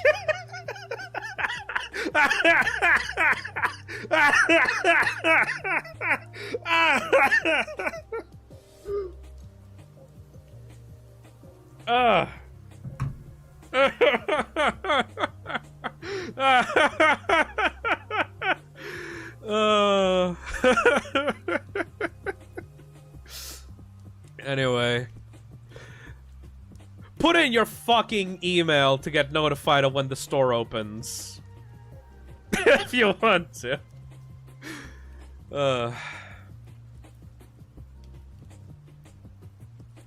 Damn. That's merch. Oh, that's a good punchline for the end of the topic, isn't it? Hey, Pixel Dispatch, thank you for the $2.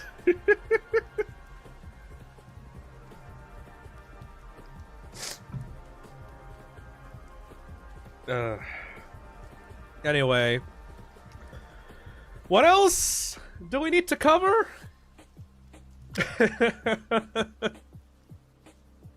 Hey, Phil, what do you think of Madless Combat? It's great. I watched all the episodes. The series comes out slowly, but, I mean, you gotta give the creator as much time as they need. Say what you will about Nintendo, but Iwata cutting his pay in half instead of laying off staff during the Wii U era is the kind of thing that should be standard in creative industries. Poyo?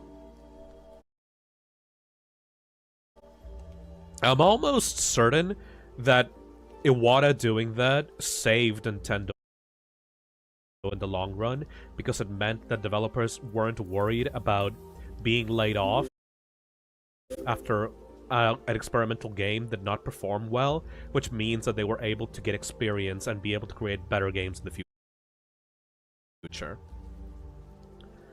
I think that is the reason for why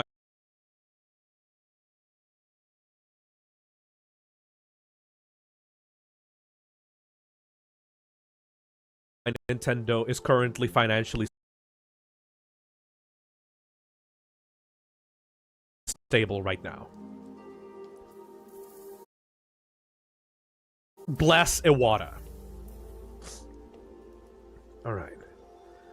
Let me check the list of topics that I needed to do.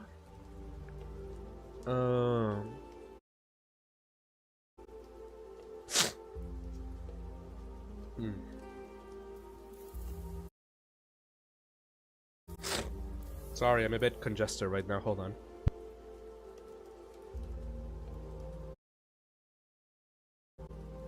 I blew my nose. Let me get some... I need some pineapple juice. For snow merch and supporting artists, a win-win for all. Hell yeah. Fist the Mark 6 arc based. For snow Marxist arc based. Thank you. Alright. Thinking.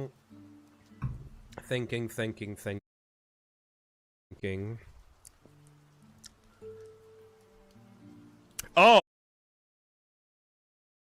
Oh.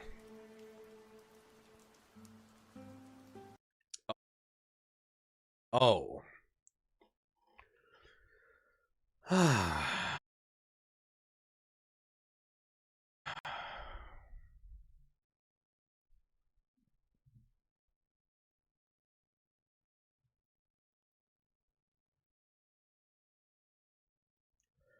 Hold on a second.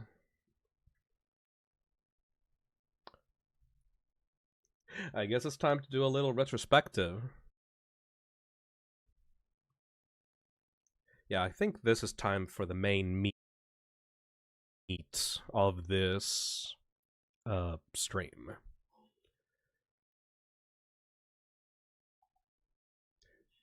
Ooh, this is gonna be tough. Ugh. I'm usually not used to doing this sort of stuff.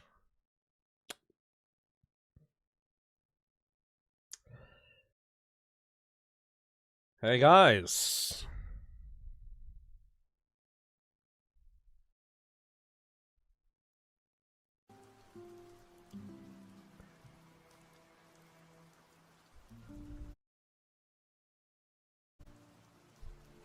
You want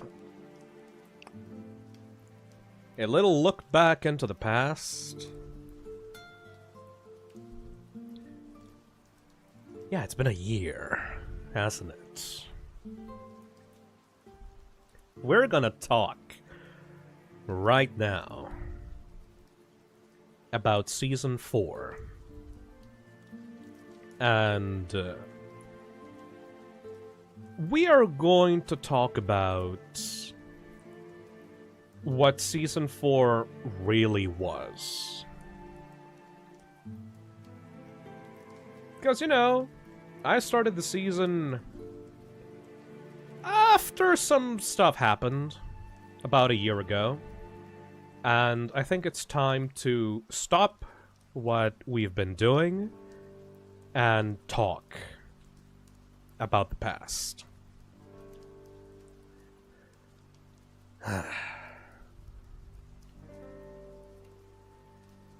So 5 Nights at Freddy's, am I right?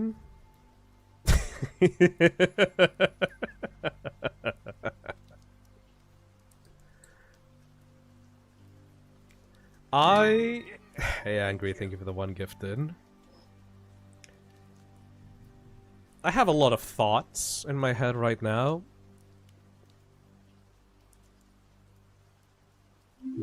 But the main one is... Hey, not a Soviet Spy, thank you for the $2. Hope you're having a good day, Phil. Thank you.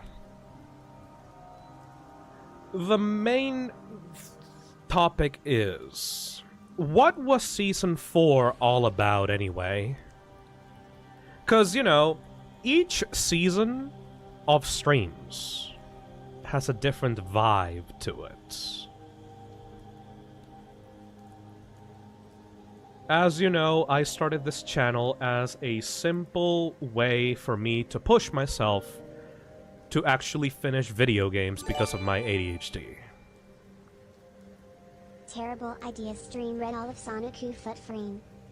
No. Thank you, Lugs. Season 1 was the start, you know? Season 1 was just me doing dumb shit. Because I could.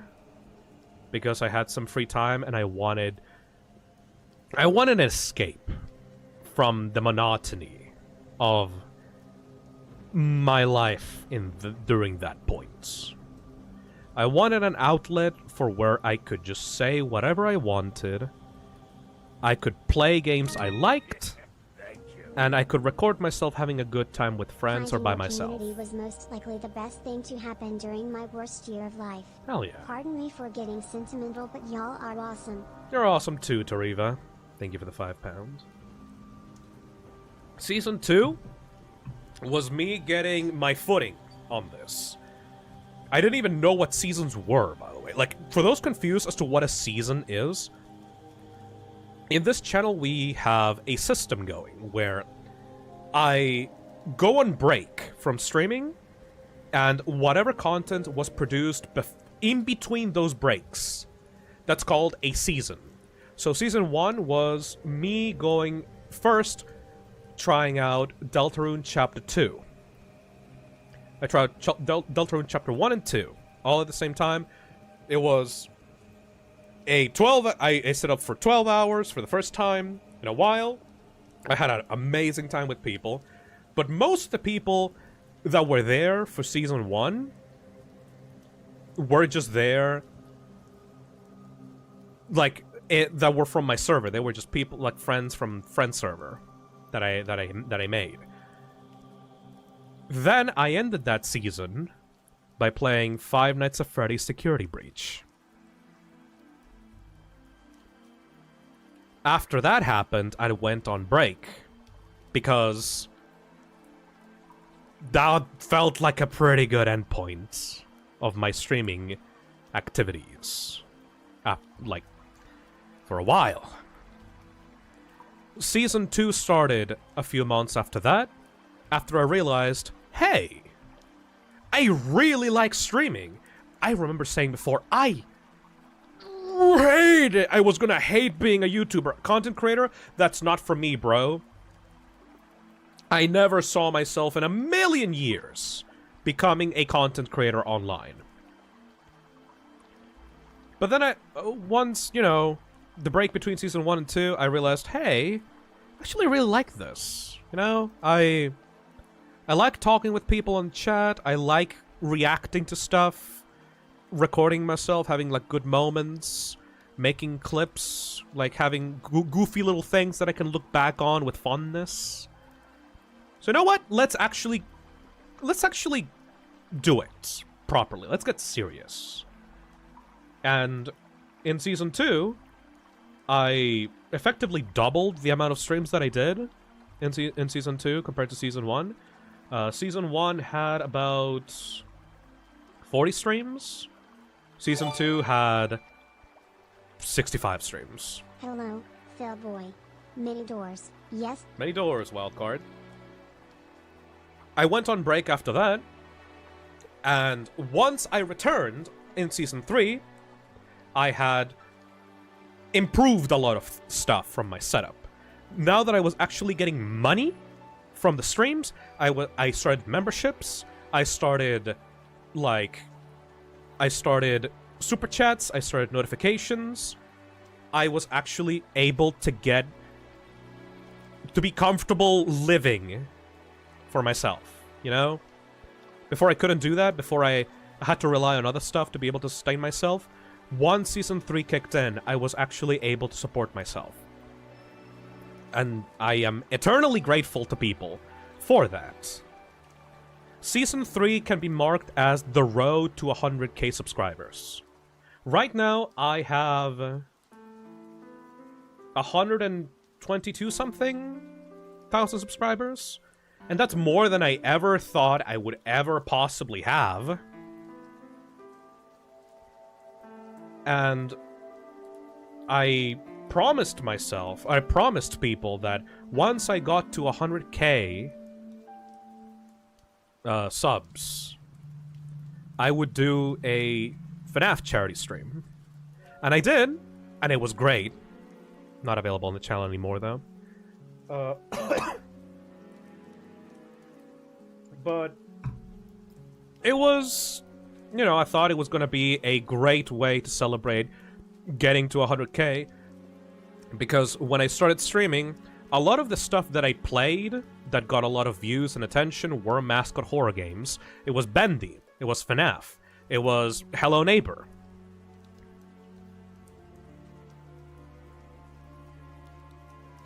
And then Season 3 ended. And I had to step back from FNAF in a major way. I kind of find it funny that I'm tiptoeing around this, because I have a feeling that 80% of people know what I'm talking about. And the other 20 don't. But here's the thing. I'm surprised that there are so many more people that do not know. I get a lot of comments in YouTube videos genuinely asking, "Hey Phil, you've been playing a lot of mascot horror games on your channel. Have you ever tried out Five Nights at Freddy's? I think you would really like it." And those are genuine comments, because my channel grew past the point after I took down all my FNAF streams down. New people were coming in to the channel telling me that I should try out FNAF because, like, I'm just a regular guy they found from their YouTube recommendations. I'm just a guy that they found on YouTube Shorts, or they found on talking about Hello Neighbor, or they found out through Aya, or through Sack, or through the Friday Night Funkin' videos, or through the Pizza Tower stuff, or through the Resident Evil stuff. And I realized something after July happened, and this is something that I never told people back when that started. I mean, I guess I did, but I never really made it clear. I gave myself a year after the start of Season 4. I gave myself a year to do YouTube. To do the streams. You know? I gave myself a single year,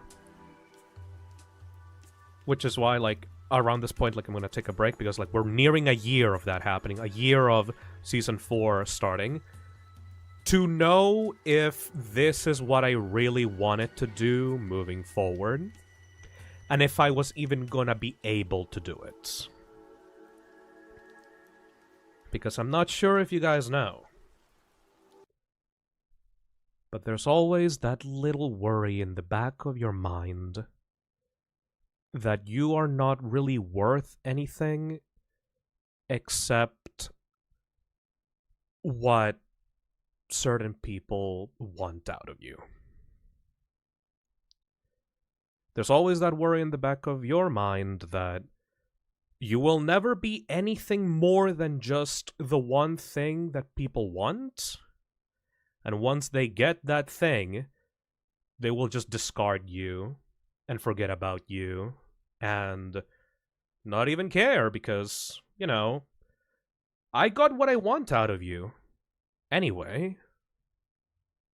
I don't care about you. Fuck off. That's fine, you know, because that happens a lot for YouTube channels. Happens with TF2, for example. A lot of people get famous off of TF2 content. And then they don't want to play TF2 anymore. Team Fortress 2, by the way. Team Fortress 2. They get tired of TF2. And they stop making videos about TF2. They make content about something else. And they don't get anything. They become trapped in that bubble. And that's not even TF2. There's a lot of content creators that make videos about mascot horror or FNAF. And they feel trapped in that bubble because they can't go paycheck to paycheck without playing the newest Oogie Boobies in Wooby Land or whatever. They can't do anything else other than that. And I always had this worry in the back of my mind that maybe people are not here in the Toxicespid for me, for, you know, my personality or whatever, you know? I was worried that it was just gonna be like, oh yeah, you know, this guy that did FNAF, oh, he's not doing FNAF anymore? Oh, fuck him, I don't give a shit, you know? And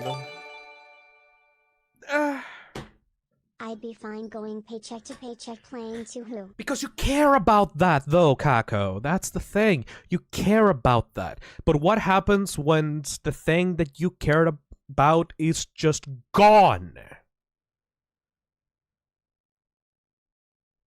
What happens when it's just gone? Do you really have anything else to give to people? I'd leave. Exactly. Because it's lame now. Exactly. So, I gave myself this year for Season 4.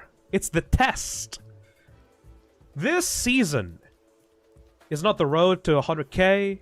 It's not the start. It's not the literature saga. It's the test. I gave myself this year to continue my channel and see if I even could continue this, and if the Toxicespid was even real. If the Toxicespid was here because they wanted to be here and not because of any ulterior motives. And guess what? We passed the test with flying colors. Because, and this is not something I expected, the streams that I did after the start of Season 4 not only have been some of the best streams that I've done, some of my favorite streams that I've done, but also some of the most rewarding and successful ones ever on the channel. Undertale AI. Undertale AI, the Friday Night Funkin' stuff, the fucking, like, making spore creatures, reacting to some fucking analog horror stuff. I know that's Soviet Spy, thank you for the $5. Never make the thing you care about your sole job. Yeah. And I think the best example of this is the crown jewel of this test. Came for the funny bear game. Stays because the community is awesome. Thank you, Alyssa. This is the crown jewel of this test.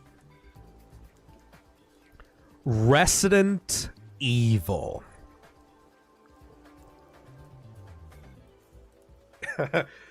I don't know if you know. I don't know if you know. But I really like Resident Evil. I really love survival horror. Hey, Purple Mask, thank you for the $5. I haven't been here since the start, but I saw build yourself back up, and I'm glad to see that. I might cry. Thank you.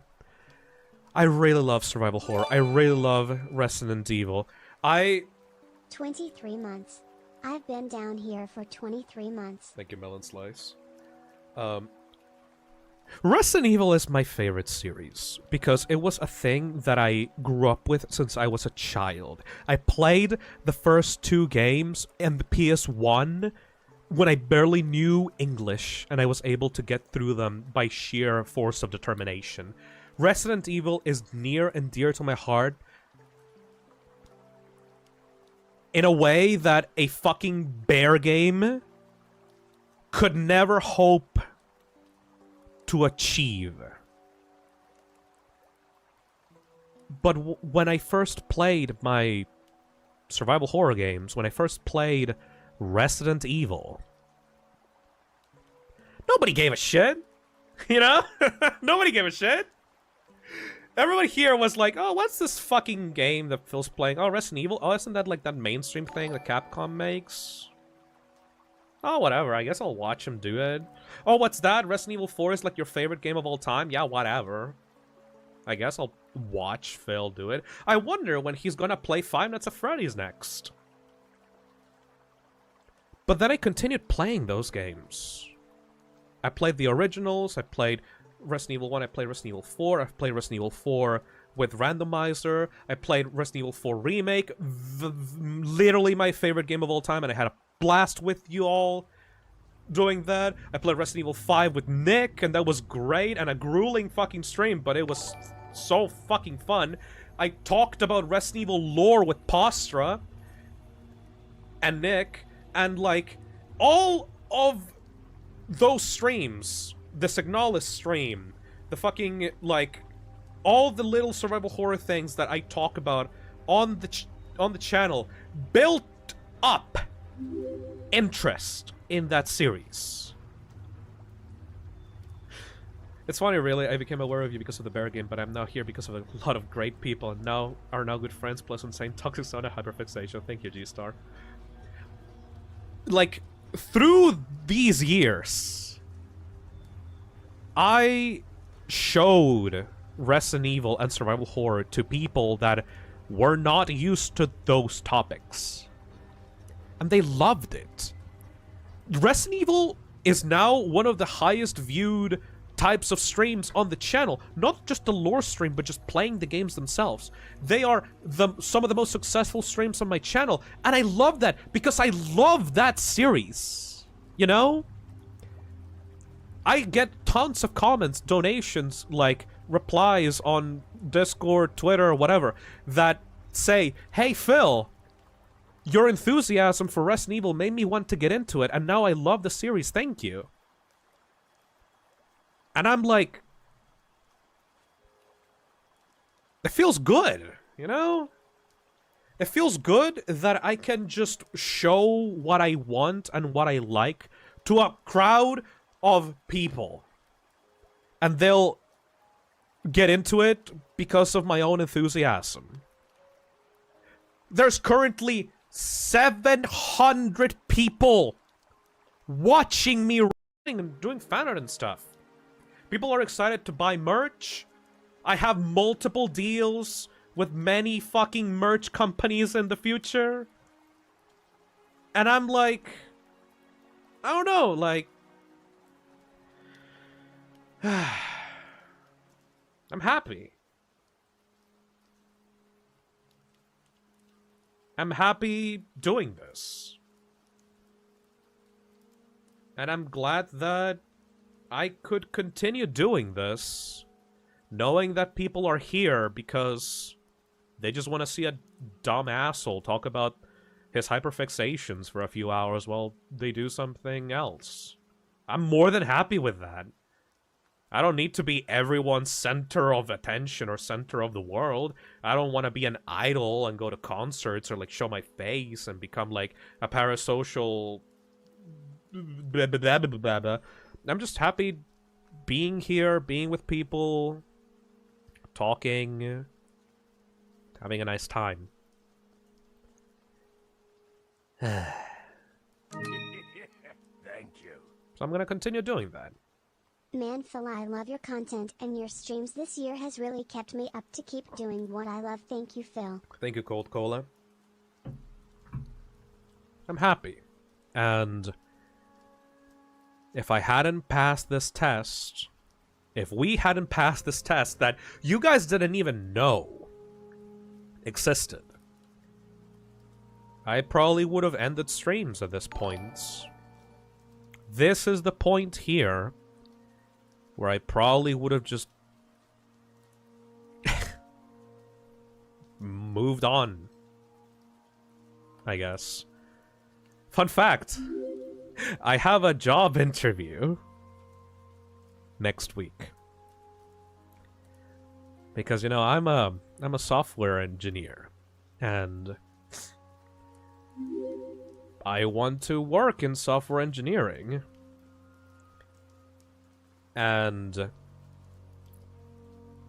if things had gone differently on this channel, I would have probably just gotten a job and moved on with my life, and this channel that would have been it for this channel. I have a job interview right now that I have to do, and like I'm gonna do it, and I'm gonna see how that works. I'm going on break right now for a lot of reasons, but that's one of them. I'm going to do some software engineering because I genuinely love doing that. I spent 4 or 5 years of my life going through college so I could work on software development and apps and stuff, and like helping out companies with like their backend and doing like Excel sheet reports and like doing all that stuff because I genuinely love working at a computer and helping out people like that. So I'm gonna try that in August, but I'm gonna continue doing this too on the weekend.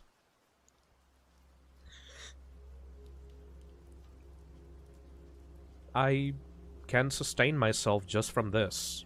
I can be happy just playing video games and having fun with you guys. And I don't need to worry about going paycheck to paycheck every month. And I feel like I'm very lucky saying that. And I want to give back because of it. Before this stream stuff started, I was a very toxic and mean person that was rude and critical about anything and everything because I didn't feel like I didn't owe anything to anyone. But now I genuinely do owe you guys at least my gratitude for getting me to where I am right now.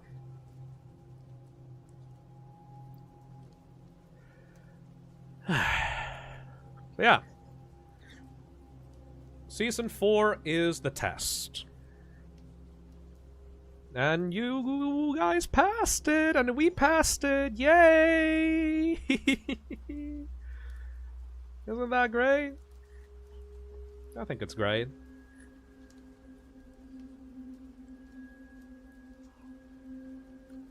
I passed arriba de un 4.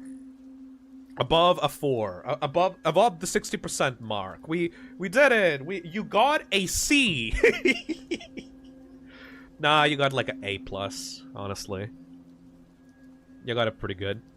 I literally have no complaints. I'm like a teacher looking at the fucking test exam sheet, and like there's literally nothing I could fucking complain about. We are proud of you, Phil:_Phi Toxic Heart. Thank you, AOX. My first good mark, let's go!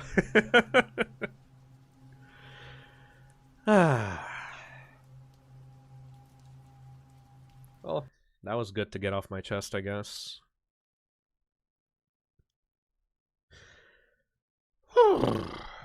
Heavy. Heavy. Hey, Boo, thank you for the 10. I've always thought you were amazing. You never needed Freddy's for me to stay. I didn't even realize that I didn't find you through Freddy's first. It was Pork Chops. You have my support all the way. Thank you. Hey, Zora, thank you for the $2. Thank you. Anyway, I'm not a very emotional person, so put on the kitty music. Yay, the kitty music. Yay! We are gonna move on now and talk about the future. Thank you, Banana Boy. We're gonna talk about the future now. We talked about the past, we talked about the present, we talked about merch, we talked about airplanes, we talked about tests. Shall I make thing for the 14 months? Good day all. I don't know what much to say, but here's to another 14 months. Hey, Nick. Wait, so what will the season be called? The Test. Actually, let me name it right now. I'm gonna name it right now. The Test is like the perfect name for this season. And go to the YouTube playlist generator and just name that The Test. There we go. That's pretty nice. Pass with flying colors. Now we have to talk about the future. Oh wow, this is a very appropriate music now that I think about it. The season is not over. We're kind of doing our victory lap right now. We need to talk about the future of the channel.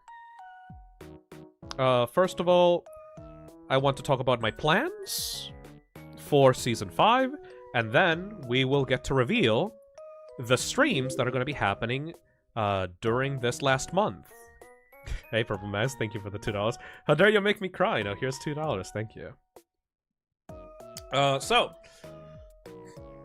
Season 5! Thank you, Nyan, for the $2. Guess what? Guess who spent over $1,000 Thank you. for Season 5? Phil, your content has inspired me to strive harder and harder with my own YouTube because your streams are always so fun and enjoyable. Thank you. Thank you. Fun time. I remember finding you through your first Amori stream, and only Hell found yeah. about your involvement with the bear game through someone else talking about it. Well, ain't that fun? Thank you for the 13 months. For Silent Hill 2 Remake, eh? No, Crizzy? Oh shit, I still need to pre-order that game. Yeah, Angry Story, thank you for the $2. Well done, Chad. Phil in chat, hell yeah. So... you know how... I haven't moved at all during this stream?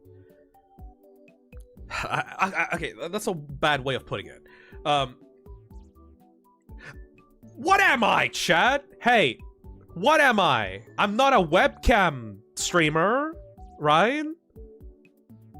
I am not a... I'm not a Vinny. What character do I have on the bottom right of the screen? I'm a PNG... Yeah, exactly, a PNG tuber. I am a person that uses their fucking OC as a way to characterize themselves when they're on stream. But...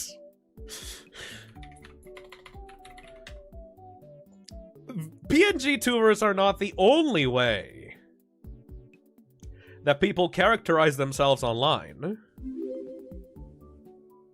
And no, I don't mean to say that I will be having a webcam and show my face on Season 5. I will never do that. You will never see my face. But I do want to move on from just being a PNG tuber. So... I might have spent a few $100,000 something dollars on a VTuber model.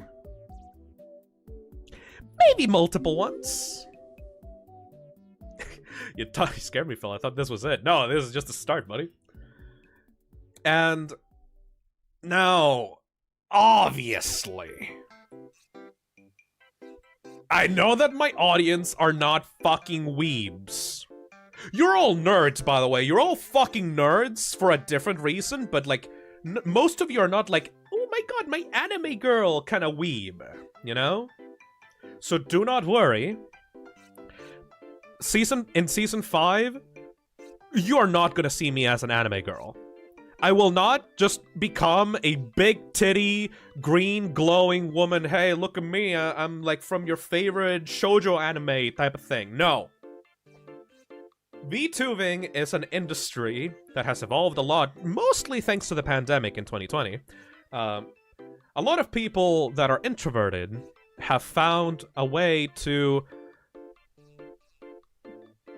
be a little bit more social through what's called an animated avatar or a virtual YouTuber, aka a VTuber.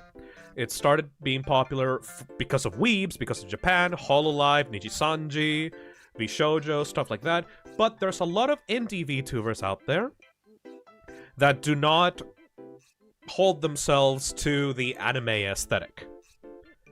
For the longest time, I thought that it was impossible for Fi to properly transition into a animated form. I always thought, you know, it's like, this kind of like a fucking Western Cartoon Network kind of thing. It's not really possible to turn into a VTuber model without it looking very fucking weird. Like, quite! Oh my god, silly creature! Exactly! Quite has a VTuber model. Woolly Versus has a VTuber model. I know a lot of content creators out there that have dipped their toes into the VTuber sphere. And of course, I have people like Nick, I have people like Azazel, I have a ton of people that are into the VTubing community. So I thought, you know what? Might as well. Let's scrounge around for some artists that I believe will be able to make a faithful Fi VTuber model for a future season. I have found what I believe to be the best choices for the job, and it is currently being made. Right now, I have gotten some work-in-progress pictures, and they look awesome! Probably cute, like, you know, probably, you know, on the cuter side. You're not gonna get, like, a fucking, super cool anime boy. You're gonna get a, you know, a cute little Fi, a cute little gremlin. And I am gonna try my best to make it work. Season 5 is going to be the VTuber! The VTuber arc! Because obviously, I still want to keep my PNG models. Don't worry, Azazel's is not gonna go away. Sora Studios' model is not gonna go away. Asher's model is not gonna go away. I dislike when VTubers move on to newer versions of their models and never use the old ones, because that's like thousands of dollars that they paid for something that would only appear for like a year or two. Will we still see the PNGs? I'll miss them. Absolutely, Space Jazz. Because, and this is very important. This is very important, people. I'm a lazy asshole. And PNG tubing and VTubing are very different things. I had to research how to do a proper VTuber model. And turns out, if you don't have correct facial tracking, if you don't have correct, like, lighting on your room, if you don't have the good parameters set up, and if you don't perform very well, then you're not gonna be really successful. Your tracking is gonna be shit. Actually, hold on.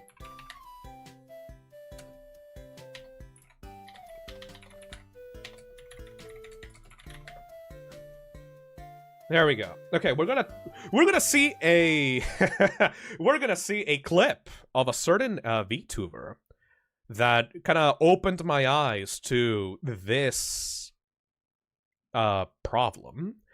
The game, no other This is Shy Lily.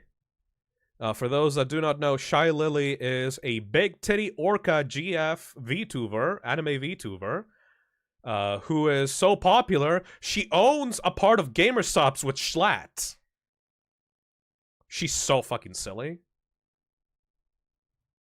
Tuber conveys facial expressions like Lily. Go on, look at the others. It'll drive you crazy, lol. As much as I want to honor Twin and her beautiful work because she deserves all of the praise in the world, every time people talk about my model in a very nice light, they compare it to others, and I don't think I like that very much. It takes away from the work other people have put into their models. Other riggers and artists are amazing as well, and if someone doesn't track as well as I do, I wanna guarantee you that 8 out of 10 times, no matter how big or small the person is that rigged and drew the art for the rig, the person using the model is at fault because all they do is they sit like this in front of the screen with no Shy emotions. I changed nothing, clearly. Literally just the way you use your model. It changes so much Chat, about the model. Lily has- I don't like when other people get discredited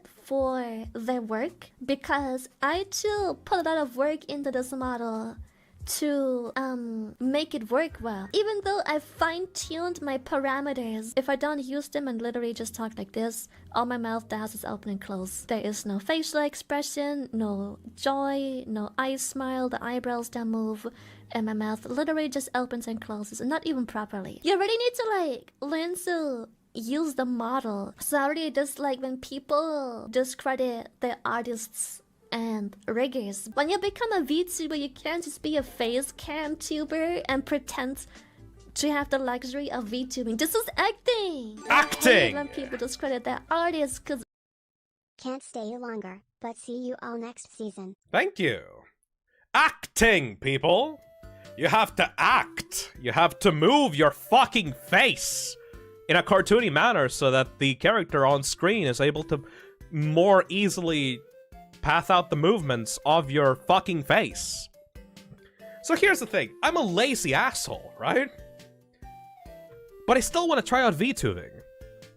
And I will never know how truly hard it is to do that without trying it out on my own and doing a thing with a model and seeing how it works for a full stream. So, if you're worried that the PNGs will go away, don't.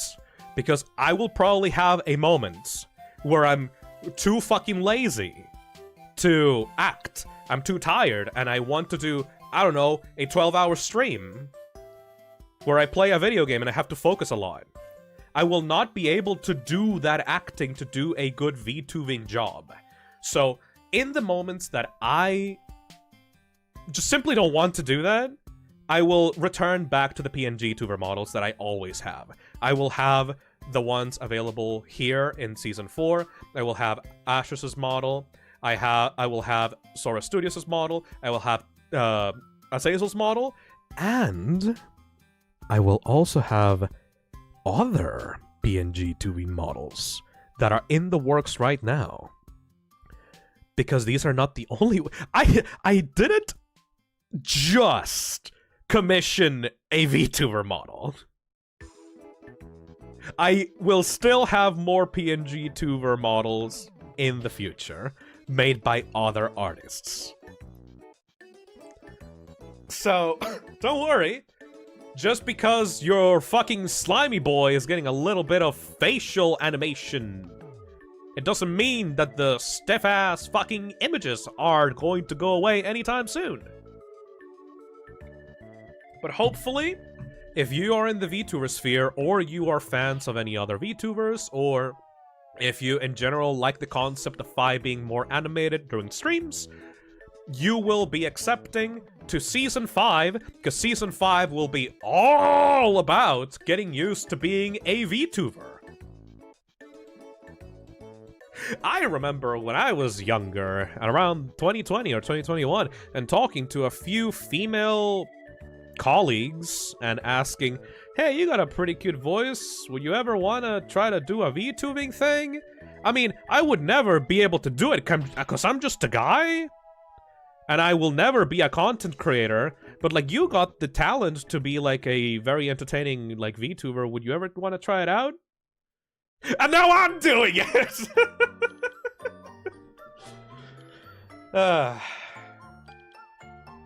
So, you know. That's great.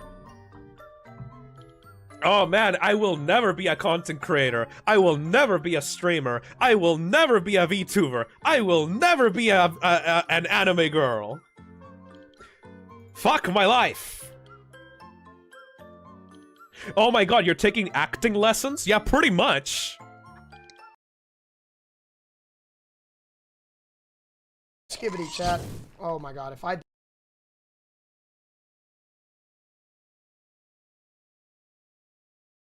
die from this stupid fat ghost. No. Absolutely. But who knows? Nothing is set in stone right now.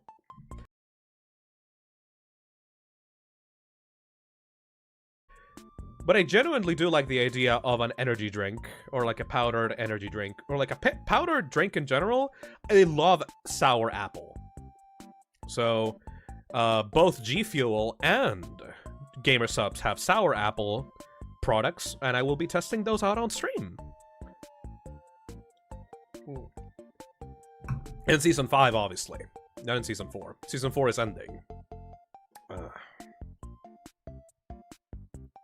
Where's my Hatsune Miku G Fuel Gamer Cup, Phil? Come over here and I'll give it to ya, bitch! Maybe not G Fuel because they have lead in them, says James the Diamond Sword. I did actually do my research when it comes to that, by the way. They have as much lead in their drinks as, like, an apple has cyanide in them. You know that apple has cyanide in it? Like the little, like, seeds inside of an apple? It has cyanide. But you need to eat, like, 1,000 apples before you're able to die via apple poisoning. At the same time, though, lead does stay in your body longer than cyanide, though, so that is kind of dangerous.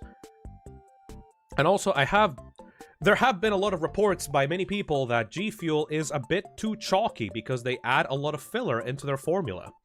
But here's the thing, as long as I don't try it out for myself, I won't be able to know if it's actually good or not.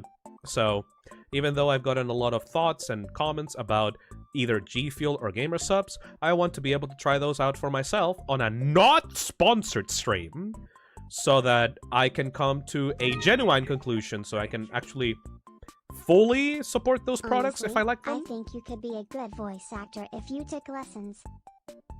Thank you, Castar.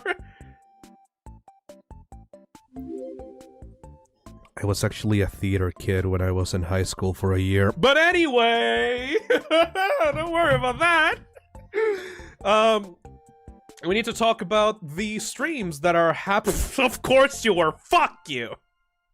Anyway, I need to talk about. Shut up. Anyone, shut up. Shut up. No, don't stop commenting. Shut up. Shut up.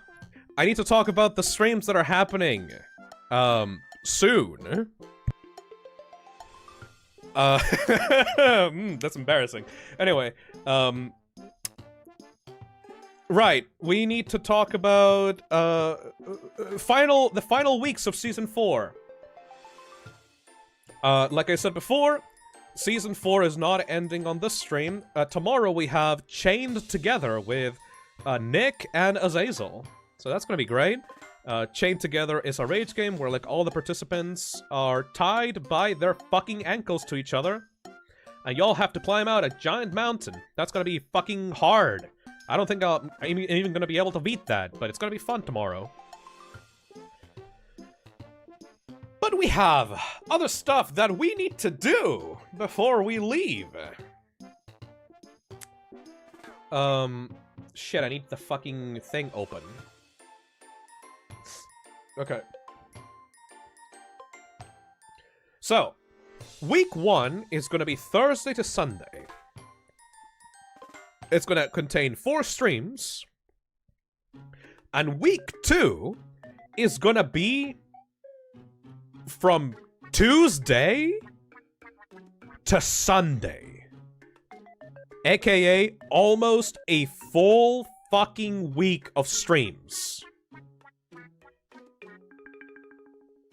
This shit is like, once Thursday next week starts, you basically have Fiznum for the entire fucking 2 weeks, except for Monday.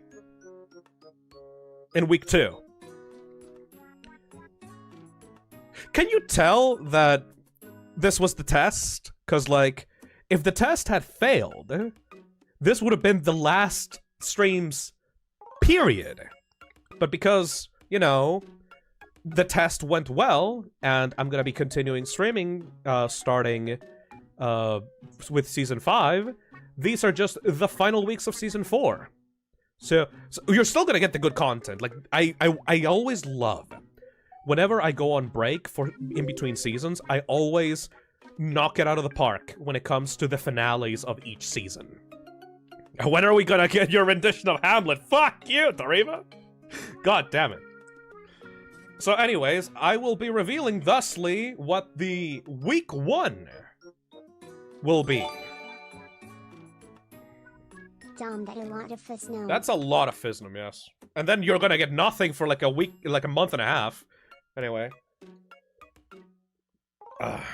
So, week 1 is set in stone. We cannot change week 1. Then, week 2, you guys are gonna be able to decide what is in Tuesday and Wednesday. Thursday, Friday, Saturday, and Sunday is already set. Broke my leg and your streams keep me sane, thank you. Thank you, Ozzy, for the 7 months. Hopefully you will continue to stay sane in the future. Alright, so, for week 1, Thursday, 11th. Hey, Mr. Growl, thank you for the 23 months. Flies and a bit of numb for the week with a cut of month, deaf and blindness. Equivalent exchange. Hell yeah, Grottle. For week 1, Thursday 11th, we have a Vita Carnis watch-along as the final Let's Watch of Season 4 Analog Horror. We watched Gemini Home Entertainment, and we watched Greylock before, and literally like so many fucking people recommended Vita Carnis. Like a disgusting amount of people recommended Vita Carnis as the next watch along, so we will be doing that. Next one in Friday 12th. Can you guess what's happening on Friday? Hey, chat. Good luck with the founder of Season 4 video. Oh, thank you, AOX. I'm gonna take some time to do that.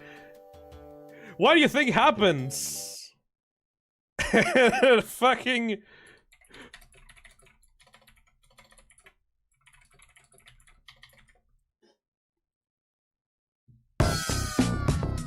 Ah!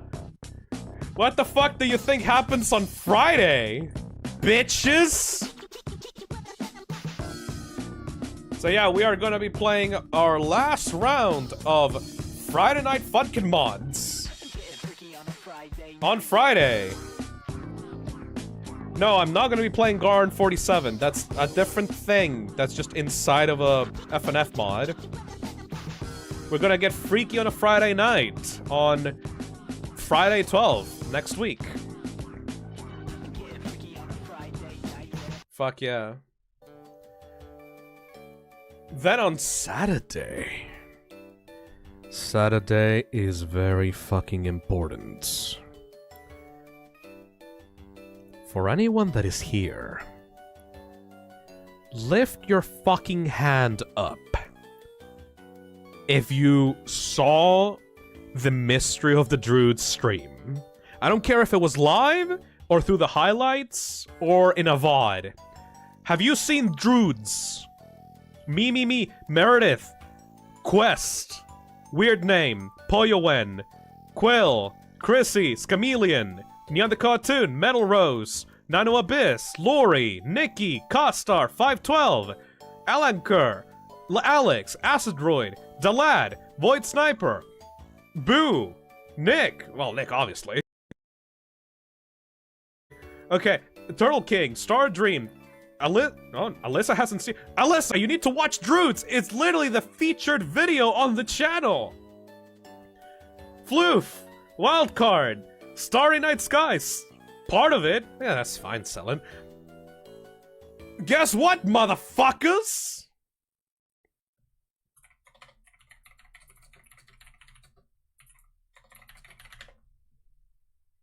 Me. No. Yeah. We're doing Mystery of the Droots 2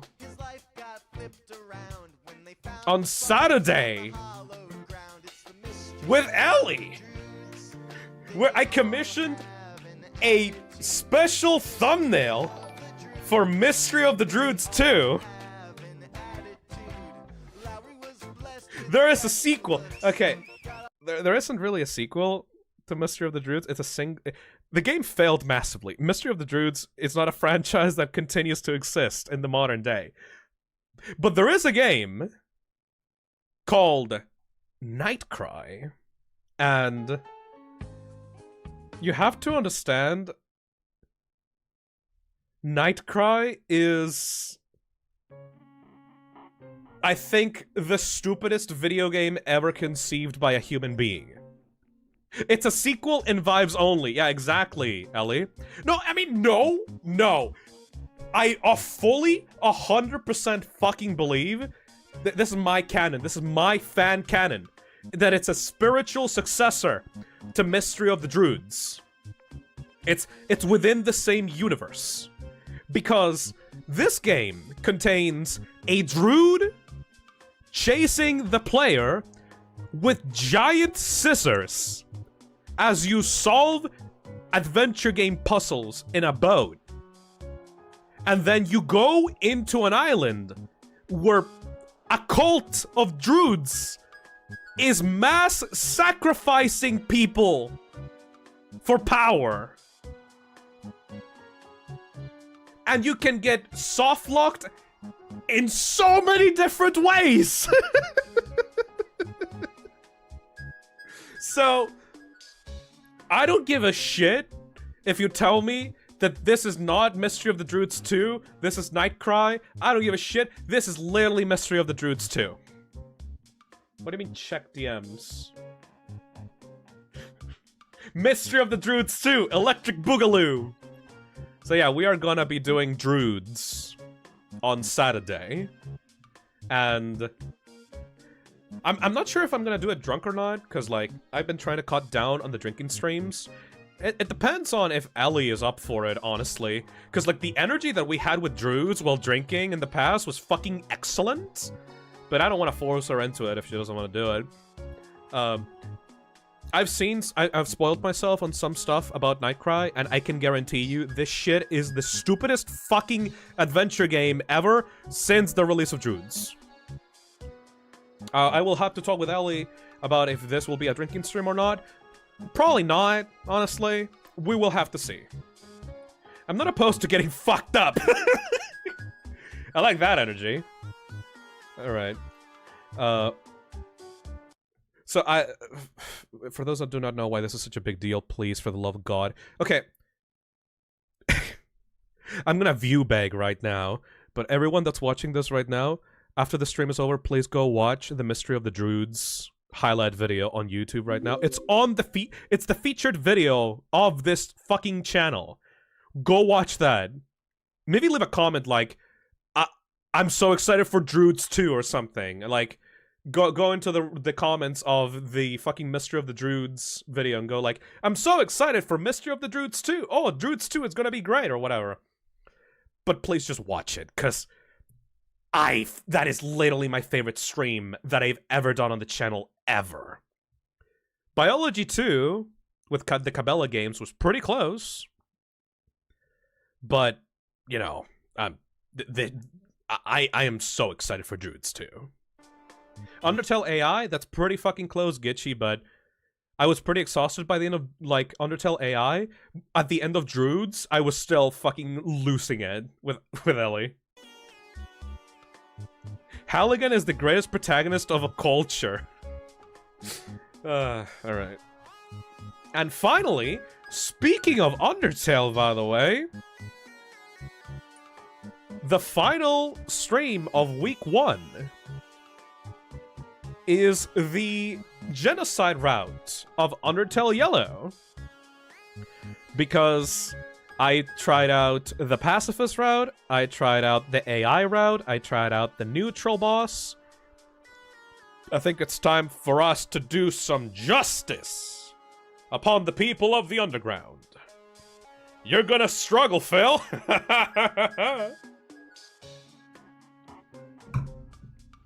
So yeah. I'm gonna cry again. I'm gonna cry. I've gotten some rumors about some Zeniths. And I am excited to find out what the fuck that means.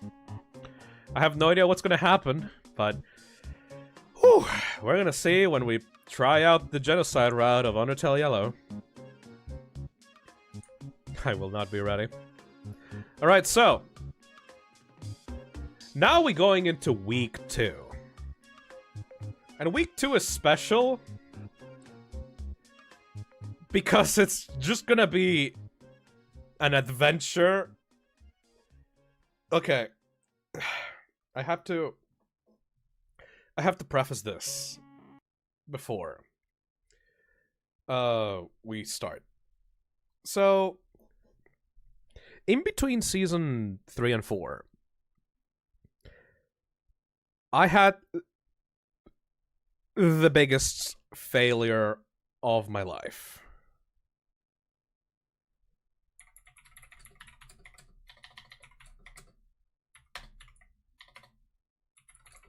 I had the worst, most embarrassing, biggest mistake of my life ever.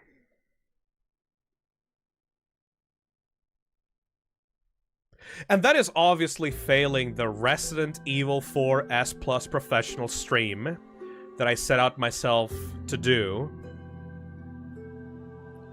Originally, what I wanted to do at the start of Season 4 was beat the highest difficulty mode in that game. This stream has haunted me for a fucking year. I died in your arms that night, Phil. I had such a traumatic fucking experience with the Resident Evil 4 S Plus professional run because I was there for 12 hours. Nick was there for like 10. And then when I got to the end of that run, I got to the point where we were like escaping the game. I already beaten the final boss. I was like, my asshole was fully clenched. And then suddenly, I fucked up at the last possible second, in the last possible minute, in the last possible escape section on the boat. And I died by hitting a rock. And I got sent back like 2 hours of progress that we did on that stream. And it was so fucking sad. I'm not sure if you guys saw the VOD, but I literally died on my last possible attempt. And I have not been able to get over that because this is my favorite game of all time, and I can't beat the hardest mode with the highest rank.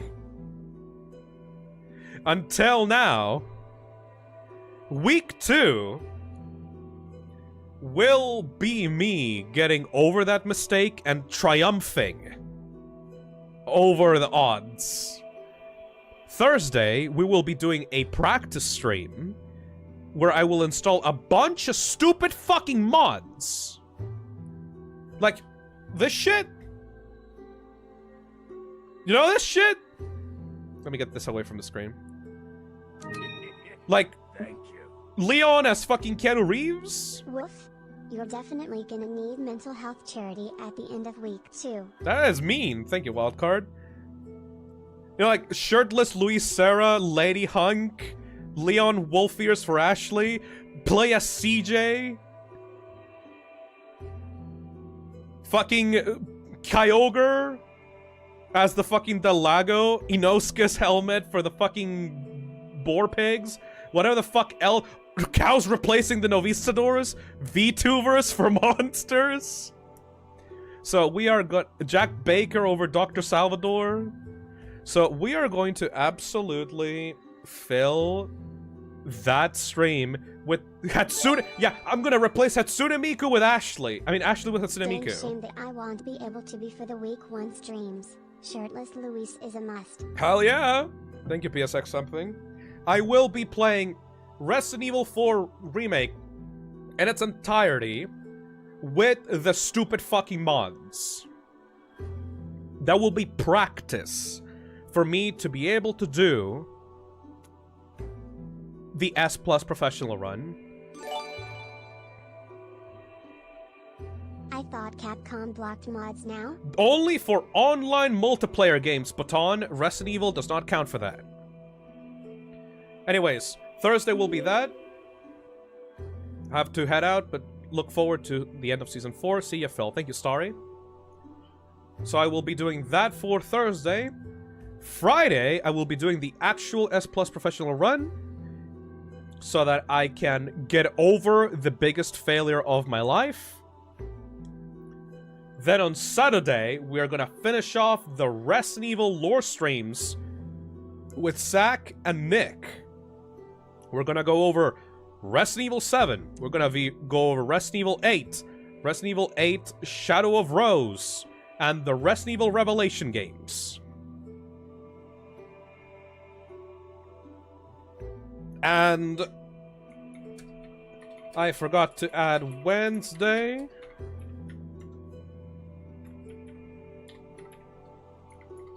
And Tuesday. There we go. And we will be doing, finally, on Sunday, the mental health charity stream. Which I'm gonna have to put up a poll right now. Just so that I can do one final reassurance for myself. Because I'm still 50-50 on what the theme of the mental health charity stream should be. I can do either Omori, good ending 100%, or I can do Celeste 100%. Either stream will last 24 hours.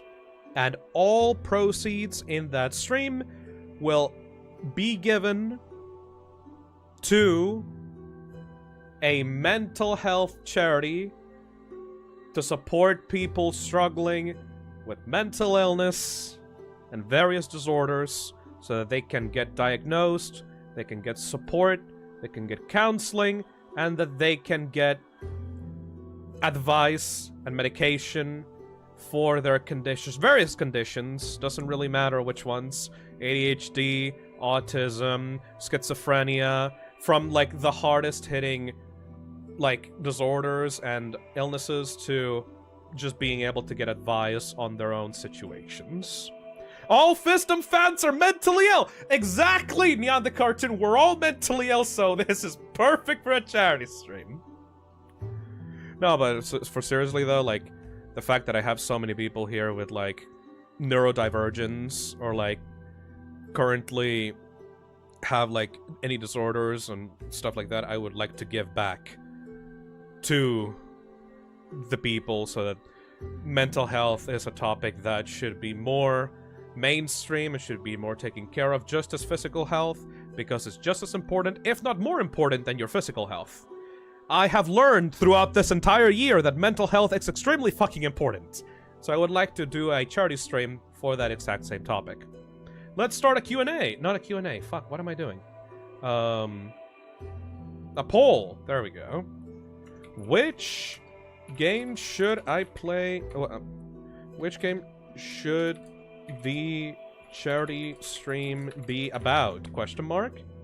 And I'm gonna put Celeste and Omori. And you motherfuckers are gonna vote right now, right now, right now. This is the vote. This is the fucking vote that will decide which of the games I will be playing to completion for the charity stream. This is it right now, right now, right now. Do it, do it, do it, do it, do it, do it. This is very important. Vote right now, right now. Sorry for stressing you out. I just wanted to get your attention. Make sure to drink some water, okay? I have some juice with me right now, and it is very nutritious and also very hydration-full. God, I love juice. I'm gonna wait until there's at least 500 votes on this poll, and then I'm gonna close it.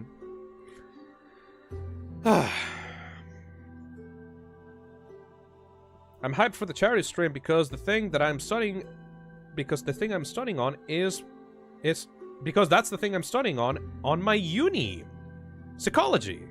You know, a fun fact: I actually wanted to be a psychologist when I was little.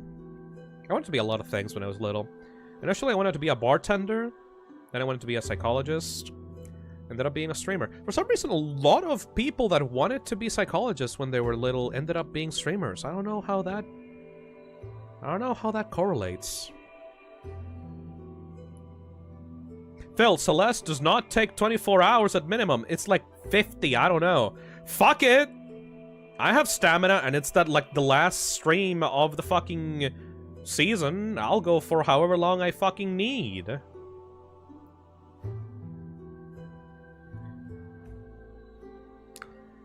Ah.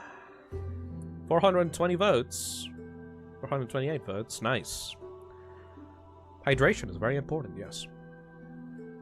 I've been talking for a very long time. You bitches thought that this was gonna only be like, I don't know, 2 to 3 hours? We're almost at 4 hours right now, and I've just been talking.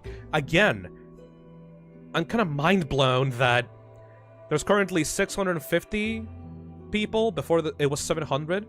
I'm kind of mind blown that there's like almost 1,000 people watching this stream, and I'm literally just talking. That's so weird, man.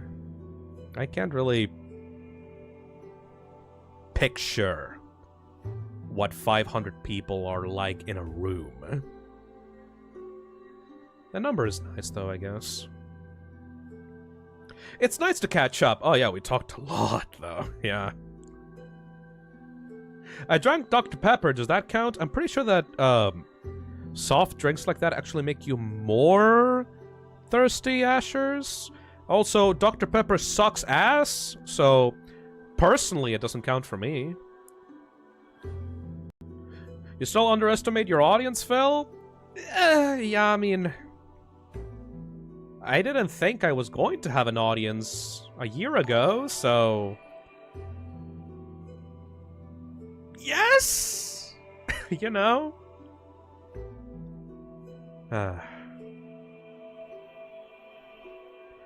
Anyways, 462, 465 votes. Come on, people!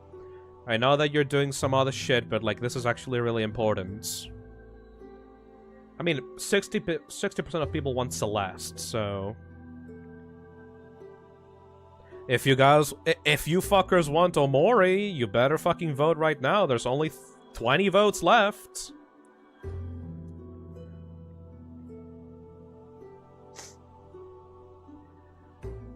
Gotta fucking... No, hold on.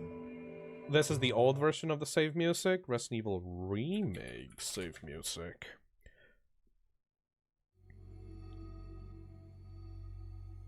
Yes.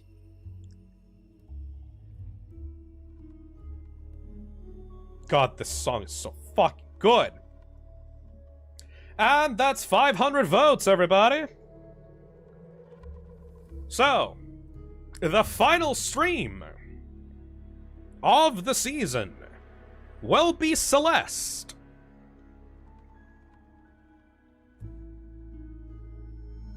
Yeah, no, that's appropriate. That's appropriate, really. That's actually extremely appropriate.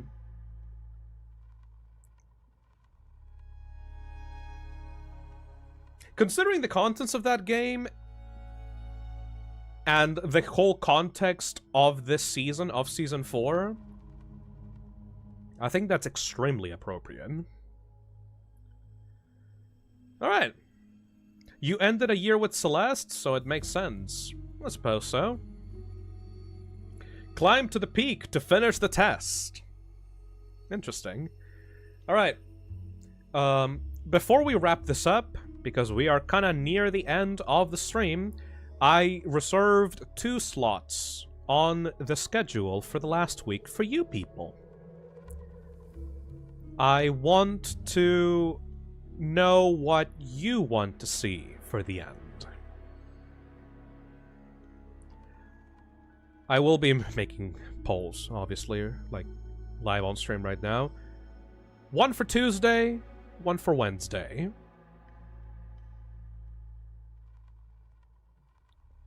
What should we do before we finish this off? Let me read the suggestions right now on the chat. Outer Wilds DLC, please. Kindergarten 2. Cuphead. Danganronpa. I will not... Danganronpa will take longer than one stream, bitch. Left 4 Dead. Cuphead or Kindergarten? Bioshock. The fabled Danganronpa stream, Lamau. JK, that is way too damn long. Yeah, exactly. Boo. No way. Dredge. Play Valorant with me! My team is ass! Metroid Dread. Silent Hill 4. Power Wash Simulator to de-stress. I do like Power Wash Simulator, actually. Wanna play Valorant? Oh, it's gonna bite me in the ass. Binding of Isaac. Gregory Horror Show. Deltarune Master Mode / Ribbon. Or Alan Wake 1. What the hell is Deltarune Master Mode? Miitopia Part 3. Metal Gear Rising. Thank you.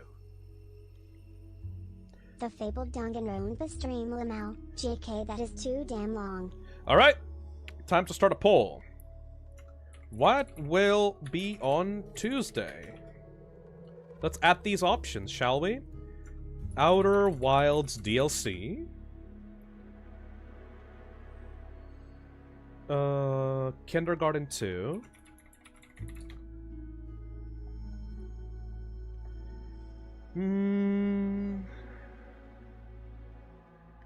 Endoparasitic.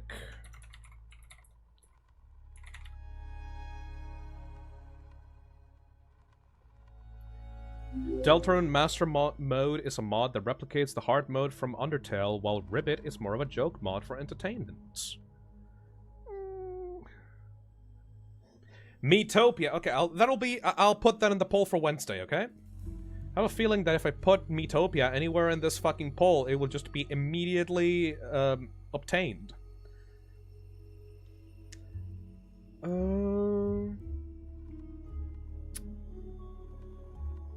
Bioshock. Alright, what do people want on Tuesday? The poll is live, everybody. You got Outer Wilds DLC, you got Kindergarten 2, you got Endoparasitic, and Bioshock. What will it be, chat? What will it be?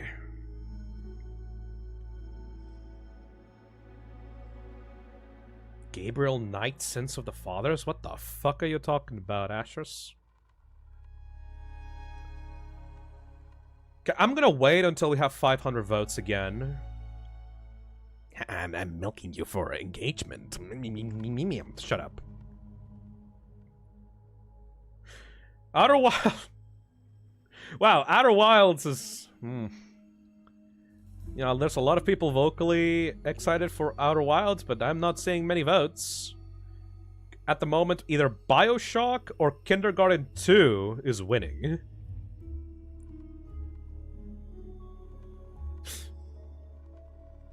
Never mind, BioShock sweeps. I don't know, if you guys vote for Kindergarten 2, there's a high chance that Kindergarten 2 could overtake BioShock. Is it gonna finally happen? Is it gonna finally happen? 415 votes. Come on, come on. This is exciting. Unlike the members-only votes, this is like live. You get to see live people's reactions. 430 votes. Oh, it's Kindergarten 2 gonna make it? Oh. It's like, it's just there. It just needs a little bit more. You literally need 4% to beat out BioShock. This is exciting, actually. Is this what Joe Biden will feel like on the next upcoming election? Man, you Americans are fucked, by the way. I'm just saying. Oh. 39% for Kindergarten. 42% for BioShock. Oh my god, people! Come on! Hey, Star Sky. Thank you for the 14 months. For BioShock for so long. _Fi hype. It's been so long. Come on! BioShock. Only 30 votes. You could literally just... Oh my god, only 20 more votes. Come on. Chat. 15 votes. Oh my god, 40 and 41%. Only 10 more votes. Oh my god. 40 and 41%. The moment that I see 500, I'm gonna end the poll. The moment that I see 500, I'm gonna end the poll. The moment that I see 500, I'm gonna end the poll. And done! BioShock will finally be streamed on the channel. Holy shit. Holy fucking shit. For those that want the context to that, BioShock was a game that I promised I would play to people back in Season 2. It's been more than a year since I've hyped up that I would play this game.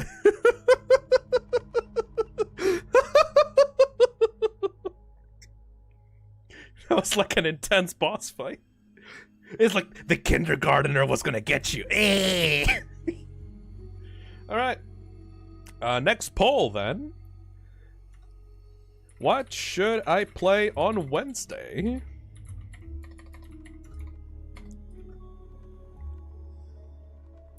And I'm gonna add the options...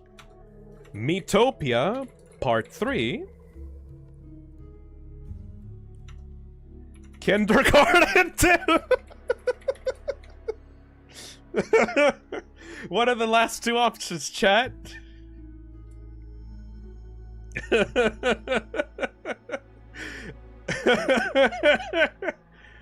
What would be other two good options to play? Okay, Metroid Dread. And the last one? Outer Wilds DLC, we already know that that's not gonna win. The Binding of Isaac is an interesting suggestion, actually. Little Misfortune. Metal Gear Rising. Alan Wake 1. Why does everyone want Alan Wake 1?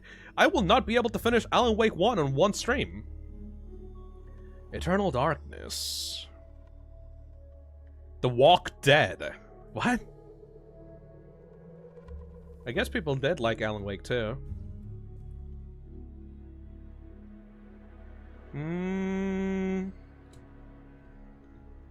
What could be good? What could be good? What could be good? What could be good for Wednesday? Alright, everyone's saying Pikmin, so Pikmin 4.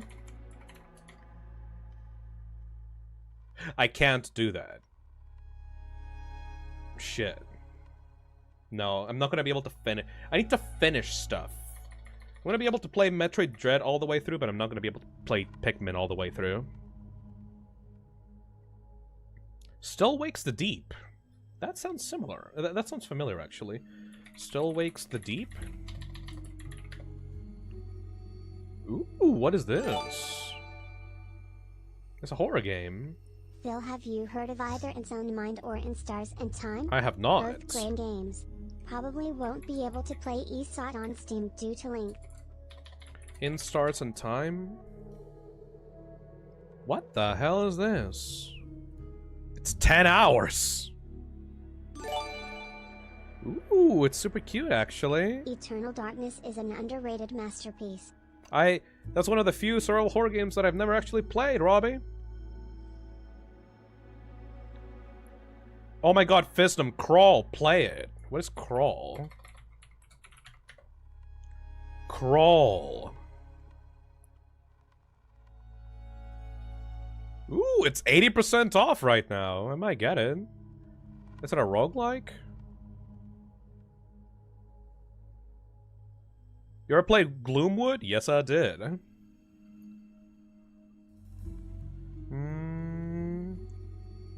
It's a tunnel game. Oh, we're looking at a different thing then, because this is a roguelike. Oh! Mascot horror slop stream.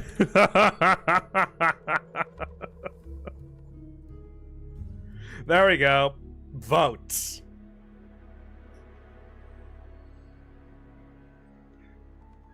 Which one?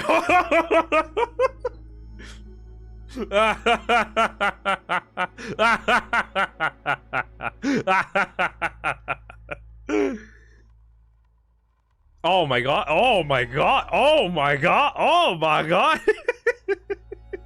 Well, I spent like 30 minutes talking about how I did not have to rely on Mascot Horror to be able to grow my channel, and that I was finally free and I had an audience that were interested in whatever the fuck I had lined up for them. But I still want some fucking slop, right?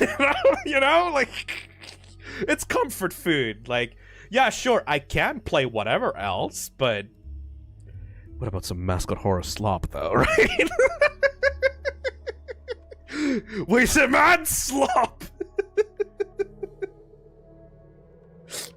Wow, that's like unanimous! Holy shit!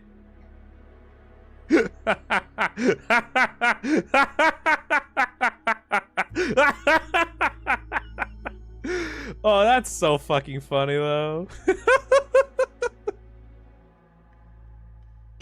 Please, sir, I want some more.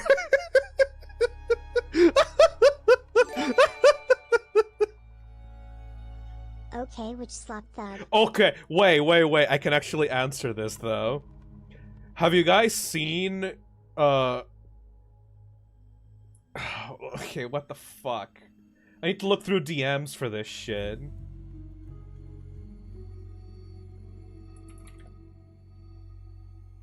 Where is it? Nick. I know I talked to Nick about this shit. There we go. Have you guys seen Keki's Twisted Bakery? I got a fucking email to play this shit on stream. Remove the screen thing. Have you motherfuckers seen Keki's Twisted Bakery?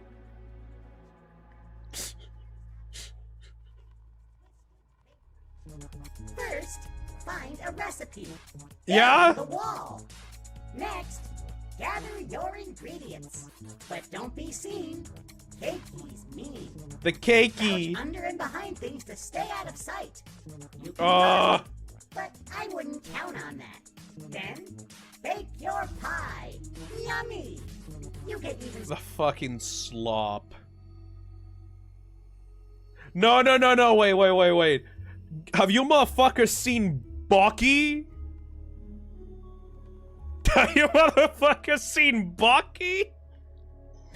Dare to enter the world of Baki, where the line between childhood innocence and supernatural terror is blurred, and every corner hides a secret waiting to be— Is that just fucking Huggy Wuggy? Wait, is the developer just literally called Game Studio?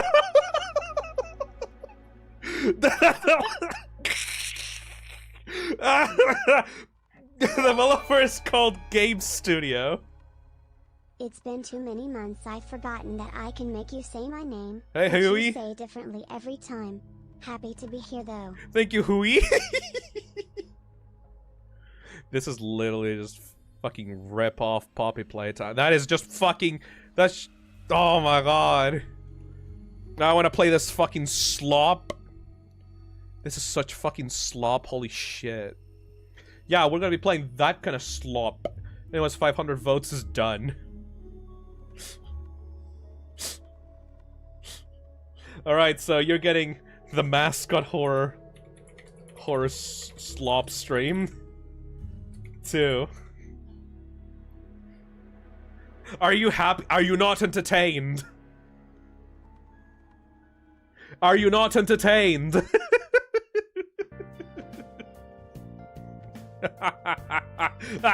That's such a fucking good bit. Holy shit.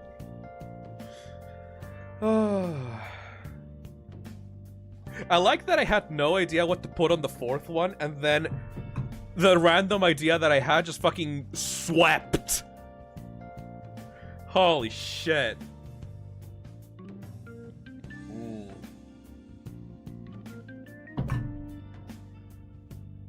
And that's it! I love Game Studio almost as much as I love the movies made by Film Productions. Thank you, Boo. I loved how chat did an entire 180. That's great. Shit, man. This was nice. We'll still try the other games for Season 5, absolutely. But I mean, I kind of have to do BioShock, though. I feel so bad. I'm sorry, kindergarten people. Yes, Phil, we are not here for random mascot horror. Holy shit, is that slop? Well, you know, you guys can have a cheat day, right? I'm stuffing you with Resident Evil for the finale, so like you might as well get some slop before that happens. All right. And that's it.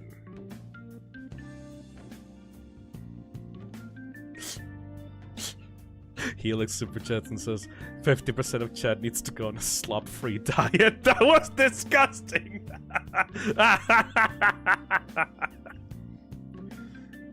Yeah, that is the official list. I will be preparing the thumbnails for all of these. This is gonna be fun. I'm so glad that we could do this, honestly. Like, this was great. I talked about so much. I'm happy you guys are having fun with this. I want to sincerely thank every single one of you for being here, for having fun, for laughing. I want to thank Glitch Crown, the new editor of the channel, who's been working their ass off on the shorts and on the highlight videos that have boosted the channel's analytics to a degree that I never thought possible. I want to sincerely thank every single co-host and guest. I want to thank Nick. I want to thank Kako. I want to thank Ellie. I want to thank Azazel. I want to thank Postra Sack. I want to thank Aya, David Barron, Backseats, The Baddest. Literally anyone that's ever been on a stream with me, anyone that's super chatted, that has joined the membership. I want to thank everyone.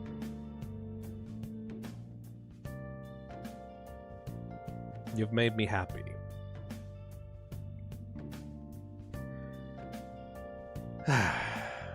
Thank you. Hopefully, I can put in the work to entertain you guys just for a little bit longer. I'll see you all later, okay? Bye-bye.